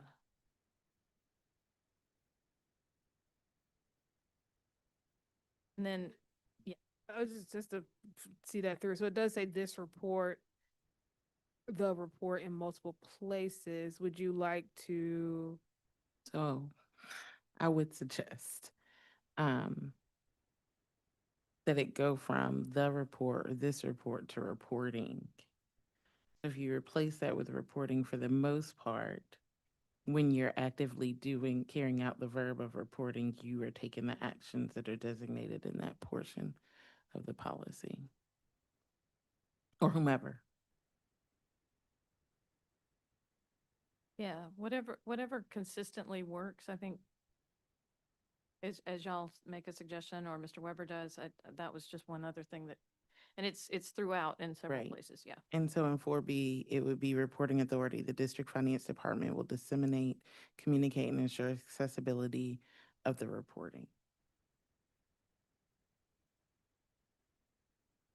Yeah, that, and even C's titled dissemination of the report. So I just, yeah. Dissemination of reporting. Yeah. Right. The district shall ensure that all stakeholders are able to access the reporting. Quarterly reporting shall be posted on the district's website. It's the responsibility of the district to provide materials in English and Spanish. I'm looking real quick.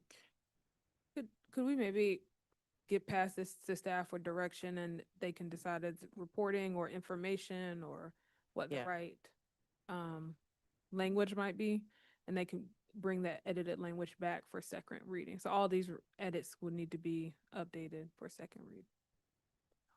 You have something else, Ms. Breyer? I think that's all I found so far. I just would like the chance for Mr. Teeter to say one more time, does this produce additional work for the staff in your team, or is this work you were like every bullet point? Is it is it within the scope of normal business? Have we taken out the stuff that is extraneous work? Thank you. Thank you for asking that. And so it does, I think it broadly falls in two buckets, right? So it's stuff that we were already doing internally, just from our good practices in budget building and monitoring progression of the fiscal year. And we're conveying that in a format that's more consumable for folks that work outside of our space. And two, some of this is reporting that we are already doing to comply with some general statutes that we'll now do more regularly. And we will now include some more information that we were previously omitting to comply with the minimum standard that was in the statute. Like, for example, the compensation information previously limited to central office that will now be expanded to all position type in the district. And that's a great example. It's one where the information was there and we didn't include it in the report this year because we didn't have to. And so we're just, in some respects is saving us some work. In other respects, right, we're just doing a little more editing to make things consumable. Super helpful. I found another one while I was listening to you and so, for the second sentence, it ends, like reporting on the indicators outlined in section 3, ensuring that information is presented in a manner that is clear, easily accessible, and to all stakeholders. The way that sentence ends, Mr. Malone, doesn't make any sense. I'm not sure what it's trying to say, and I don't know how we guarantee that something is accessible to all I don't know but doesn't overpromise, but it grammatically doesn't make sense. And I think that might be a casualty of track change to clean version, because I think the intent of the committee and the work through the committee was, we said we can't control disseminating it to everyone, but we can certainly make it available where folks can find it. Yeah. And maybe the accessibility is to all stakeholders or something, and take the and out. I don't know. Anyway.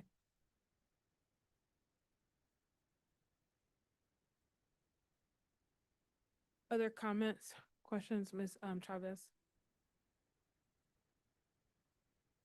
I had one comment. And then I was gonna make a motion.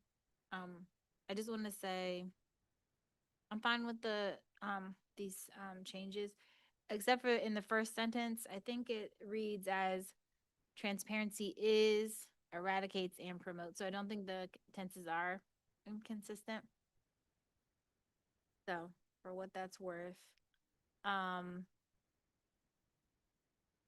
I wanted to make a motion to approve budget transparency policy 8600 on first read, with minor changes to include, saying in 4A within 30 days, in throughout, changing report to reporting as appropriate. I think we had given a little more latitude on some of those, so maybe if we just say with the changes that we've asked for staff to make, and then go from there. Oh, okay. I thought the wording was more precise for some, but that's fine with the changes we discussed. Second. It's been moved by Ms. Chavez and seconded by Ms. Harold Goff that we approve policy 8600, budget transparency, for the first read. Is there any other discussion? I did want to uplift a couple of things from this policy and thank you all for all the work you've done on it. And I think some of the changes that Ms. Byer has brought up will help make some of this language a little clearer. I think one of the things that we have committed to, which I think is great, is around language accessibility, and I'm appreciative that we have that in this policy. I want to uplift that we don't have the same language in our other policies. A lot of those which are also Brown Student Code of Conduct, Employee Code of Conduct. And so I would want to make sure that for other languages, if folks also want to request those materials, that's available to them. It feels important that we have that consistently across all policies. All right. Any other discussion? Ms. Carter-Otten. I appreciate all of the suggestions that have been made this evening. I think they are great. And I just want to say I'm excited about this policy, and because it is a collaborative effort that came out of a process that's unique. And I think it's pretty special to have our educators working alongside our administrators and teaming up to create something that will now help us to share more information more broadly with the public about our finances, which hopefully will build better advocates. And the more information that people have, the more they can take with them as they're working to spread the word about what our schools need, and how we can get those resources. So excited about this and where we are with it. Look forward to seeing the next version. And that's it. Any other discussion? Ms. Byer? Sorry, just to clarify, did the motion say where it is going to? I do not think it did. No, no, I was thinking that it would be coming back for second read at the, Could you articulate that as session. part of the motion? That would help me. I'm happy to do that. I move that, I modify my motion to, move that we approve 8,600, budget transparency for first read and have it return to us at the June 9th work session. Second Sorry. read. Just to, I'm being annoying. Go ahead. Want to make sure we have action at our board meeting. So we actually need to go to the June 20, what is it, 28th board meeting? 25th? 20, I'm sorry, to our June work session, our June board meeting. Okay. We can get it for action on that, so we can have all those second reads on that action. Okay, so then to our send it. All right, let me start over. I'm sorry, Ms. Chavez. Let me ask, does it have to come to, it can't come to the work session for action or We could waive the work session policy so that you could approve it at the work session. you all want to do that? I'm not interested in doing that. It doesn't seem I mean, I guess necessary. in my mind, it's exciting, but it also starts July 1st for the next fiscal year, so I don't see it as pressing. And I mean, yeah. Yeah, and it's just that we're trying to really move into a work sessions our work. And then most of our action is happening at a board meeting. So that's some of the conversation that is in kind of how our policy is set up in there. So not trying to wait to not do something, but just wanting to make sure that we're kind of following in that same structure. Ms. Carter Otten. I think that's fine with me, and I'm glad that we're following our work session policy so closely. And I just wanted to check in to make sure that gives Mr. Teeter and his team enough time to implement and that won't cause any challenges. But if so, then that sounds great. Okay. Mr. Teeter's giving us a thumbs up. Okay, then I move to approve policy 8,600, budget transparency for first read and send it to our June 25th monthly meeting. Second read. Second. It's been moved by Ms. Chavez and seconded by Ms. Harold Goff. Is there any other discussion? All those in favor, say aye. Aye. Any opposed, please use the same sign. It passes unanimously. The next item on our agenda is, we have two items for information only, grants, gifts, and donations, as well as information about overnight and international field trips. With that, that brings us to a closed session. Move that we go into closed session for the reasons stated on the agenda. Second. It's been moved by Ms. Byer and seconded by Vice Chair Rogers that we go into closed session for the reasons stated on the agenda. Is there any other discussion? All those in favor say aye. Aye. Any opposed, please use the same sign. It passes unanimously. With that, we will move into closed session. We will discontinue the live stream. Thank you all for joining us this evening.